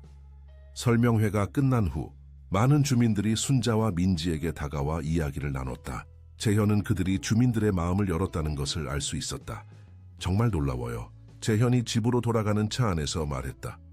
이분 베이스에 있다. 이오티아이. 할머니와 민지가 없었다면 오늘 설명회는 실패했을 거예요. 순자는 미소 지었다. 사람들은 진심을 알아볼 수 있어요. 당신의 진심이 전달된 거죠. 민지는 창밖을 바라보며 물었다. 할머니, 우리 정원에 모과나무도 심을 수 있어요? 데어스트 물론이지. 순자가 대답했다. 에이스, 모과나무는 아주 중요한 약재를 제공하니까. 그리고 제비꽃도요? 민지가 계속했다. 그래, 제비꽃도 심을 거야. 순자가 손녀의 머리를 쓰다듬었다. 재현은 백미러로 그들을 바라보며 미소 지었다. 그는 이 작은 가족이 그의 인생에 가져온 변화에 감사했다. 그들 덕분에 그는 이제 진정한 목적을 가지고 살아가고 있었다. 그날 밤 재현은 꿈을 꾸었다. 꿈에서 그는 완성된 북촌 프로젝트를 걷고 있었다. 전통과 현대가 조화롭게 어우러진 아름다운 공간이었다. 약초센터는 많은 사람들로 붐볐고 정원에는 다양한 약초들이 생기 있게 자라고 있었다. 꿈속에서 민지는 이제 조금 더 자란 모습이었고 그녀는 작은 여자아이의 손을 잡고 정원을 거닐고 있었다. 그 아이는 서연과 재현의 딸이었다. 순자는 센터에서 사람들에게 전통 의학을 가르치고 있었고 서연은 행복한 미소로 그들을 지켜보고 있었다. 재현은 꿈에서 깨어났을 때도 여전히 그 행복감을 느꼈다. 그는 옆에서 평화롭게 자고 있는 서연을 바라보았다. 그녀의 배는 이제 뚜렷하게 불러와 있었고 그 안에서는 그들의 딸이 자라고 있었다. 곧 현실이 될 거야, 재현은 생각했다. 우리 모두를 위한 새로운 시작. 다음 날 아침 재현은 민지와 함께 북촌 현장을 방문했다. 민지는 처음으로 공사 현장을 보는 것이었다. 그녀는 호기심 가득한 눈으로 모든 것을 관찰했다. 이게 다 우리 집이 될 거예요. 민지가 놀라움에 찬 목소리로 물었다. 그래, 재현이 웃으며 대답했다. 여기가 할머니의 약초 센터가 될 곳이고 저기가 우리 집이 될 자리야. 민지는 한참 동안 부지를 둘러보았다. 그리고 갑자기 그녀는 한 구석으로 달려갔다. 삼촌, 여기 뭔가 있어요. 재현은 그녀를 따라갔다. 민지가 가리킨 곳에는 오래된 나무 그루터기가 있었다. 거의 땅에 묻혀 있어. 눈에 잘 띄지 않았다. 이게 뭐지? 재현이 물었다. 민지는 그루터기 주변의 흙을 조심스럽게 파기 시작했다. 이건 할머니가 말했던 모과나무예요. 아주 오래된 거요. 재현은 놀랐다. 입자야. 어떻게 알았어? 느껴져요. 민지가 간단히 대답했다. 이 나무는 아직 살아있어요. 뿌리가 땅 깊숙이 있어요. 재현은 현장 관리자를 불렀다. 이 지역을 특별히 보존해 주세요. 이 나무 그루터기와 주변 지역은 건드리지 말고요. 네? 하지만 여기는 주차장이 들어설 예정인데요. 관리자가 혼란스러워하며 말했다. 계획을 변경하겠습니다. 재현이 단호하게 말했다. 이 나무는 중요한 의미가 있어요. 이 주변을 정원의 중심부로 만들겠습니다. 그날 저녁, 재현은 순자에게 그들이 발견한 것을 이야기했다. 순자의 눈에 눈물이 고였다. 그 모과나무가 아직 살아있다니 그녀의 목소리가 떨렸다. 제 증조 할아버지께서 심으신 나무예요. 300년이 넘었죠. 민지가 그것을 어떻게 알았는지 신기해요. 서연이 말했다. 순자는 미소 지었다. 민지는 특별한 연결고리가 있어요. 그 아이는 우리 가족의 역사와 깊이 연결되어 있죠. 재현은 결심했다. 그 나무를 중심으로 새 정원을 설계하겠습니다. 그리고 거기서 새로운 모과나무를 심을 거예요. 재현 씨, 순자가 감동한 표정으로 말했다. 정말 감사합니다. 아닙니다. 재현이 진심으로 말했다. 제가 감사드려야죠. 할머니와 민지가 제게 가르쳐준 모든 것에 대해서요. 그날 밤 재현은 오랜만에 깊고 평화로운 잠을 잤다. 그의 마음은 이제 확신으로 가득 차 있었다. 그는 옳은 일을 하고 있었고 그의 새로운 가족과 함께 더 나은 미래를 향해 나아가고 있었다. 4개월 후 북촌의 맑은 가을 아침, 재개발 지역은 완전히 다른 모습으로 변모해 있었다. 과거의 흔적과 현대적인 요소가 조화롭게 어우러진 독특한 공간이 탄생했다. 그 중심에는 박순자 한방의료센터가 위치해 있었다. 전통 한옥 양식으로 지어진 이 건물은 현대적인 시설을 갖추고 있으면서도 전통의 아름다움을 간직하고 있었다. 센터 뒤편에는 넓은 약초 정원이 펼쳐져 있었다. 그 중앙에는 300년 된 모과나무 그루터기를 중심으로 새롭게 심은 어린 모과나무가 자라고 있었다. 주변으로는 다양한 약초들이 체계적으로 심어져 있었고 작은 연못과 산책로도 마련되어 있었다. 정원 한편에는 재현과 서연, 민지와 순자가 함께 살 새 집이 지어져 있었다.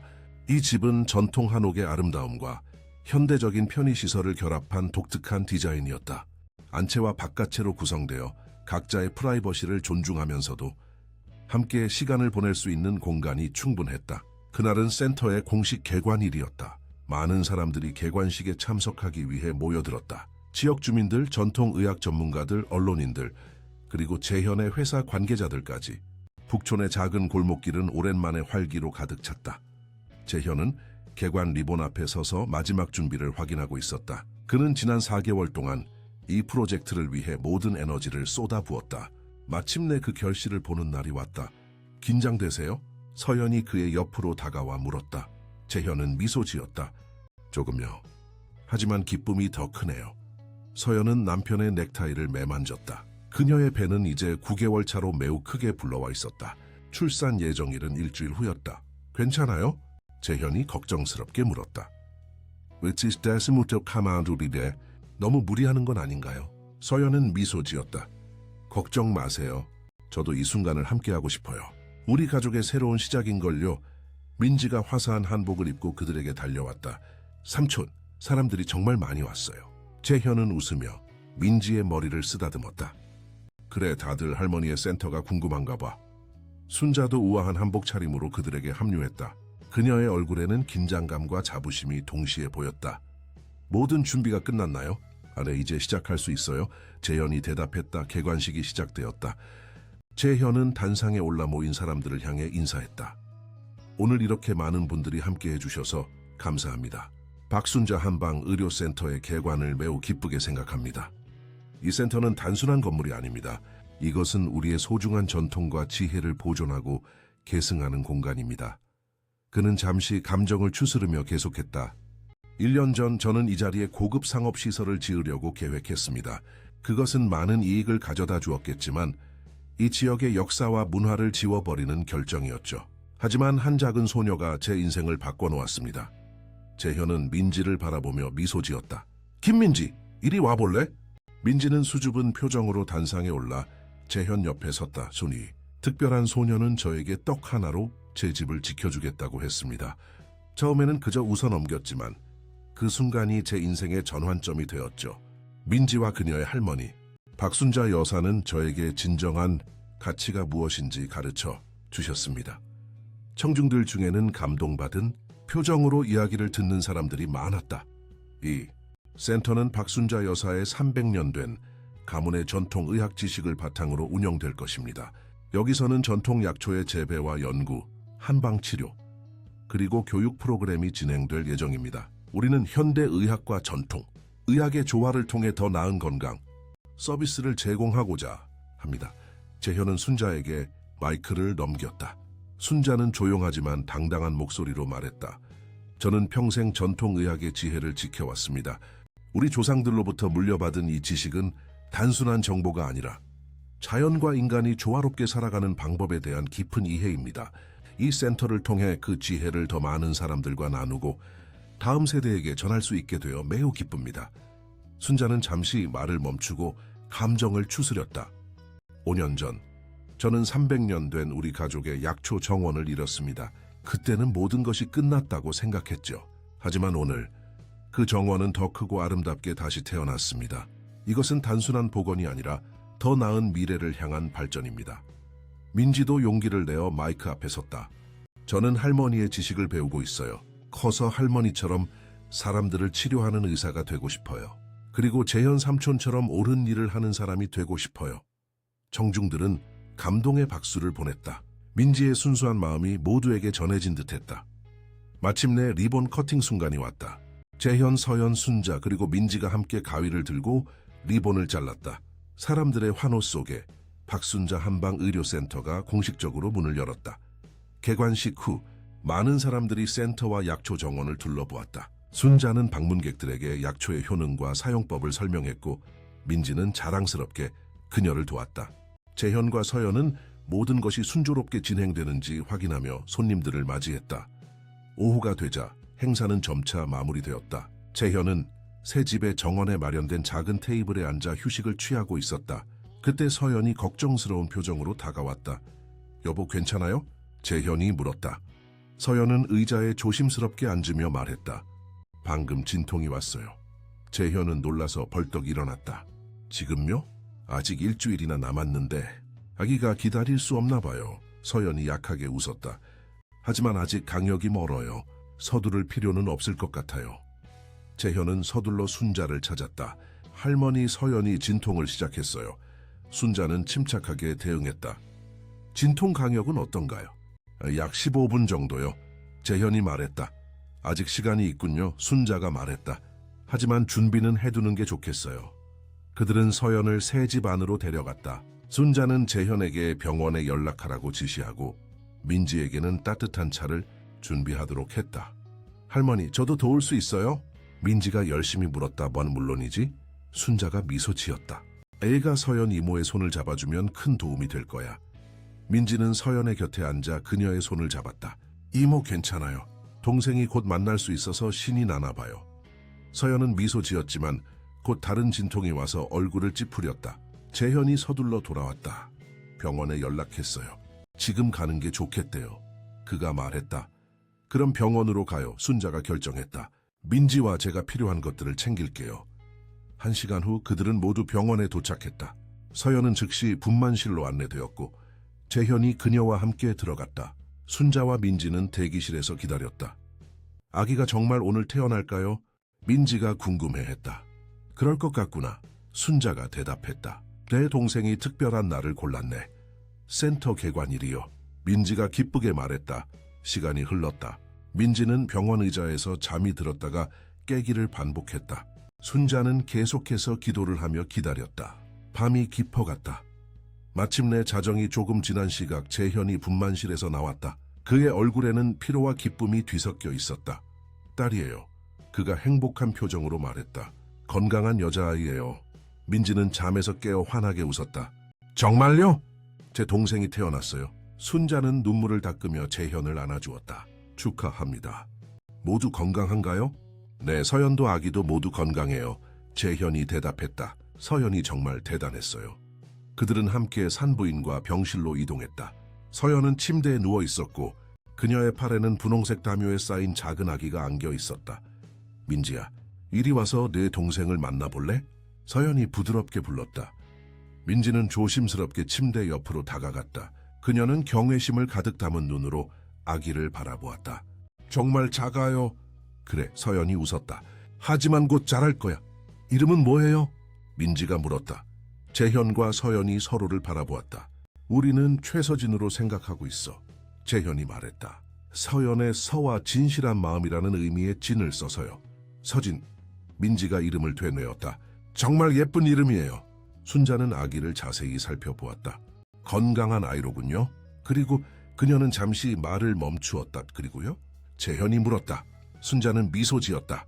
이 아이도 특별한 기운을 가지고 있어요. 민지와 비슷해요. 민지는 놀란 표정이었다. 정말요, 할머니? 그래, 순자가 고개를 끄덕였다. 이 아이도 우리 가족의 전통을 이어갈 수 있을 거야. 재현은 감동받은 표정으로 아내와 아기를 바라보았다. 서진이가 민지와 할머니에게서 많은 것을 배울 수 있을 거예요. 그날 밤 민지는 병원 소파에서 잠들었다. 순자는 그녀에게 담요를 덮어주며 창밖을 바라보았다. 밤하늘에는 밝은 별들이 빛나고 있었다. 재현은 순자 옆에 와서 함께 창밖을 바라보았다. 정말 특별한 날이네요. 그가 말했다. 네, 순자가 동의했다. 새로운 시작의 날이죠. 할머니, 생각해보면 정말 놀라운 일이에요. 재현이 조용히 말했다. 1년 전 민지가 처음 제 집에 왔을 때 그때는 이렇게 될 줄 몰랐어요. 인생은 예측할 수 없는 것이죠. 순자가 미소 지었다. 하지만 옳은 선택을 하면 결국 좋은 방향으로 흘러가게 되어 있어요. 민지가 저에게 떡 하나로 집을 지켜주겠다고 했을 때 정말 웃기다고 생각했어요. 재현이 회상했다. 하지만 그 아이는 정말로 제 집을 지켜주었어요. 아니, 그보다 더 많은 것을 해주었죠. 제 영혼을 지켜주었어요. 순자는 재현의 어깨에 손을 얹었다. 민지는 그런 아이예요. 그 아이의 진정한 능력은 사람들의 마음을 열게 하는 거예요. 다음 날 아침 병원 창문으로 따스한 가을 햇살이 들어왔다. 서진이는 건강한 목소리로 울고 있었고 민지는 호기심 가득한 눈으로 동생을 지켜보았다. 배고픈가 봐요. 민지가 말했다. 서연은 미소 지으며 아기에게 젖을 물렸다. 맞아, 우리 서진이는 식욕이 아주 좋구나. 재현은 가족들을 위해 아침 식사를 가져왔다. 오늘 퇴원할 수 있을까요? 그가 의사에게 물었다. 산모와 아기 모두 건강하니 오후에 퇴원해도 좋을 것 같습니다. 의사가 대답했다. 그날 오후 그들은 모두 새 집으로 돌아왔다. 이제 그들은 진정한 가족이 되었다. 재현과 서연, 민지, 순자 그리고 새로 태어난 서진이 집에 도착하자 민지가 서진이를 안고 집안을 돌아다녔다. 여기가 우리 집이야, 서진아. 이제 여기서 함께 살 거야. 순자는 부엌에서 산모를 위한 특별한 미역국을 준비했다. 재현은 서연이 편안하게 쉴 수 있도록 침실을 정리했다. 저녁이 되자 그들은 모두 거실에 모여 앉았다. 창밖으로는 북촌의 아름다운 풍경이 보였고 멀리 약초센터의 지붕도 보였다. 정말 꿈만 같아요. 서연이 서진이를 안고 말했다. 1년 전에는 상상도 할 수 없었던 일들이 일어났어요. 모든 것이 민지 덕분이에요. 재현이 민지의 머리를 쓰다듬으며 말했다. 민지는 부끄러운 듯 미소 지었다. 제가 한 건 없어요. 그냥 떡 하나를 달라고 했을 뿐이에요. 모두가 웃었다. 그 웃음소리는 새 집을 따뜻하게 채웠다. 이제 어떤 계획이 있으세요? 순자가 재현에게 물었다. 재현은 잠시 생각에 잠겼다. 회사는 새로운 방향으로 나아가고 있어요. 더 이상 이익만을 추구하는 것이 아니라 지역사회와 환경을 고려한 지속 가능한 개발을 할 거예요. 그리고 그는 서연을 바라보았다. 그리고 우리는 재단을 설립하기로 했어요. 서연이 말을 이었다. 전통 문화와 지식을 보존하고 소외된 아이들을 돕는 재단이요. 정말 좋은 생각이네요. 순자가 미소 지었다. 할머니의 센터도 재단과 연계하여 더 많은 일을 할 수 있을 거예요. 재현이 말했다. 전통의학을 현대에 맞게 발전시키고 그 지혜를 널리 알리는 일이요. 민지의 눈이 반짝였다. 저도 도울 수 있어요. 물론이지. 서연이 웃었다. 레오는 이미 많은 도움을 주고 있어. 밤이 깊어갔다. 서진이는 작은 요람에서 평화롭게 잠들었고 민지도 피곤한 듯 눈을 비비고 있었다. 자러 가자 민지야, 순자가 말했다. 내일도 바쁜 하루가 될 거야. 민지는 졸린 눈으로 고개를 끄덕였다. 그녀는 서진이의 요람 쪽으로 가서 작은 목소리로 말했다. 잘 자세요, 진아. 내일 아침에 봐. 그리고 그녀는 서연과 재현에게 다가가 안아주었다. 사랑해요, 이모 삼촌. 우리도 너를 사랑해. 민지와 재현이 그녀를 꼭 안아주며 말했다. 민지와 순자가 자신들의 방으로 간 후 재현과 서연은 침실 창가에 앉아 밤하늘을 바라보았다. 서진이는 그들 곁에서 평화롭게 자고 있었다. 행복해요? 서연이 물었다. 재현은 아내의 손을 잡고 진심을 담아 대답했다. 이보다 더 행복할 수는 없을 것 같아요. 우리 가족, 새 집, 새로운 목적, 모든 것이 완벽해요. 민지가 우리 삶에 들어온 건 정말 기적이었어요. 서연이 말했다. 그래요, 재현이 동의했다. 때로는 가장 예상치 못한 순간에 인생을 바꾸는 만남이 찾아오는 것 같아요. 그들은 잠시 침묵 속에서 밤하늘의 별들을 바라보았다. 재현의 마음은 감사함으로 가득 찼다. 그는 자신이 얼마나 많이 변했는지 새삼 깨달았다. 1년 전 그는 돈과 권력만을 추구하는 냉혹한 사업가였다. 하지만 이제 그는 가족의 소중함, 전통의 가치, 그리고 진정한 행복이 무엇인지 알게 되었다. 떡 하나가 이렇게 큰 변화를 가져올 줄이야. 재현이 중얼거렸다.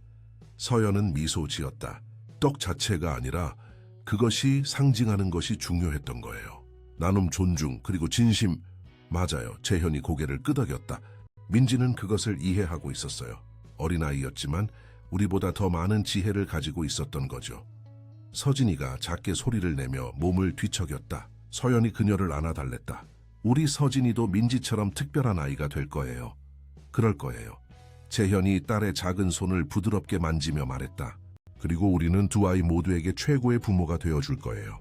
그날 밤 북촌의 새 집에서는 5개의 심장이 평화롭게 뛰고 있었다. 재현과 서연, 민지, 순자, 그리고 갓 태어난 서진이.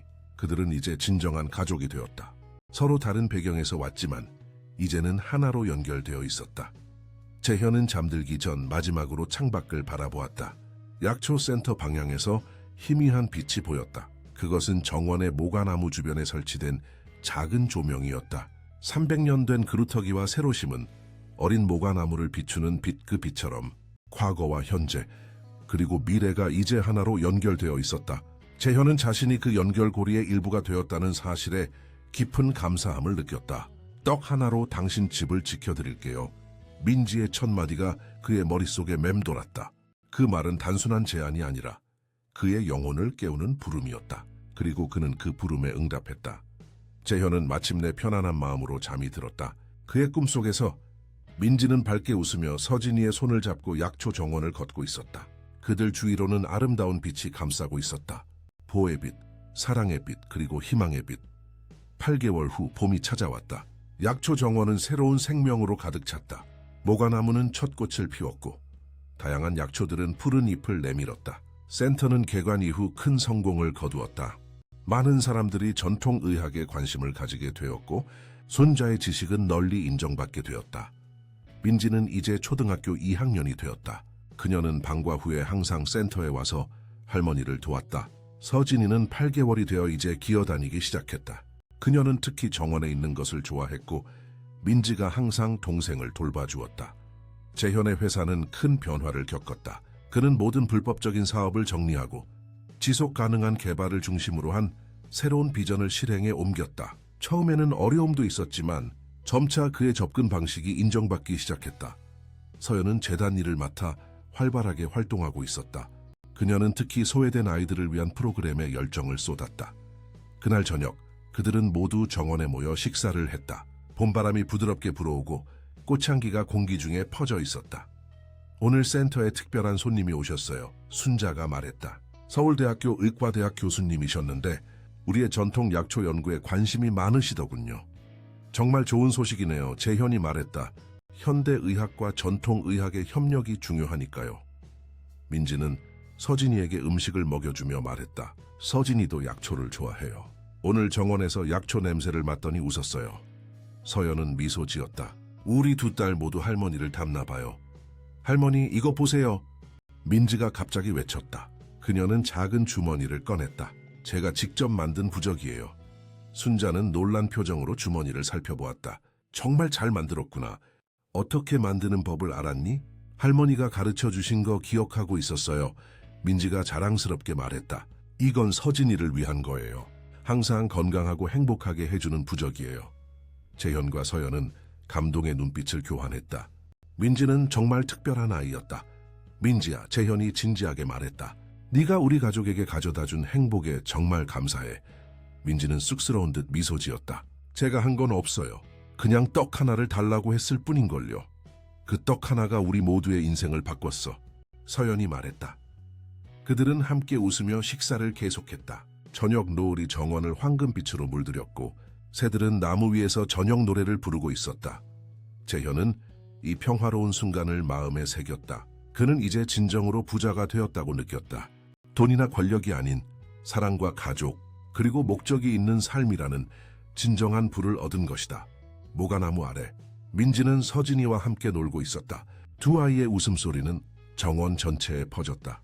순자는 그들을 바라보며 미소 지었다. 그녀의 가문의 전통이 이렇게 이어지고 있다는 사실에 깊은 만족감을 느꼈다. 재현과 서연은 손을 잡고 그 모습을 지켜보았다. 그들의 마음은 평화와 감사함으로 가득 찼다. 떡 하나로 시작된 여정이 여기까지 왔네요.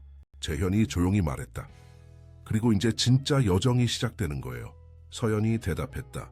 그들은 서로를 바라보며 미소 지었다. 앞으로도 많은 도전과 변화가 있을 것이다. 하지만 그들은 이제 함께였다. 가족으로서 그들은 어떤 어려움도 헤쳐나갈 수 있을 것이다. 북촌의 하늘에는 첫 별이 빛나기 시작했다. 새로운 날 새로운 희망의 시작을 알리는 별빛이었다. 핌데이 히스토리아 사랑하는 청취자 여러분, 최재현과 김민지의 이야기가 여러분에게 감동을 주었기를 바랍니다. 이러한 감동적인 이야기를 더 듣고 싶으시다면 저희가 준비한 특별 재생 목록을 확인해 보세요. 왼쪽에 있는 링크를 클릭하시면 됩니다. 이 이야기가 마음에 드셨다면 저희 채널을 구독하고 영상에 좋아요를 눌러주세요. 저희는 매일 인생의 복잡함을 탐구하는 독특한 이야기를 제공하고 있습니다. 다음 콘텐츠도 놓치지 마세요. 댓글란에서 여러분을 기다리고 있겠습니다.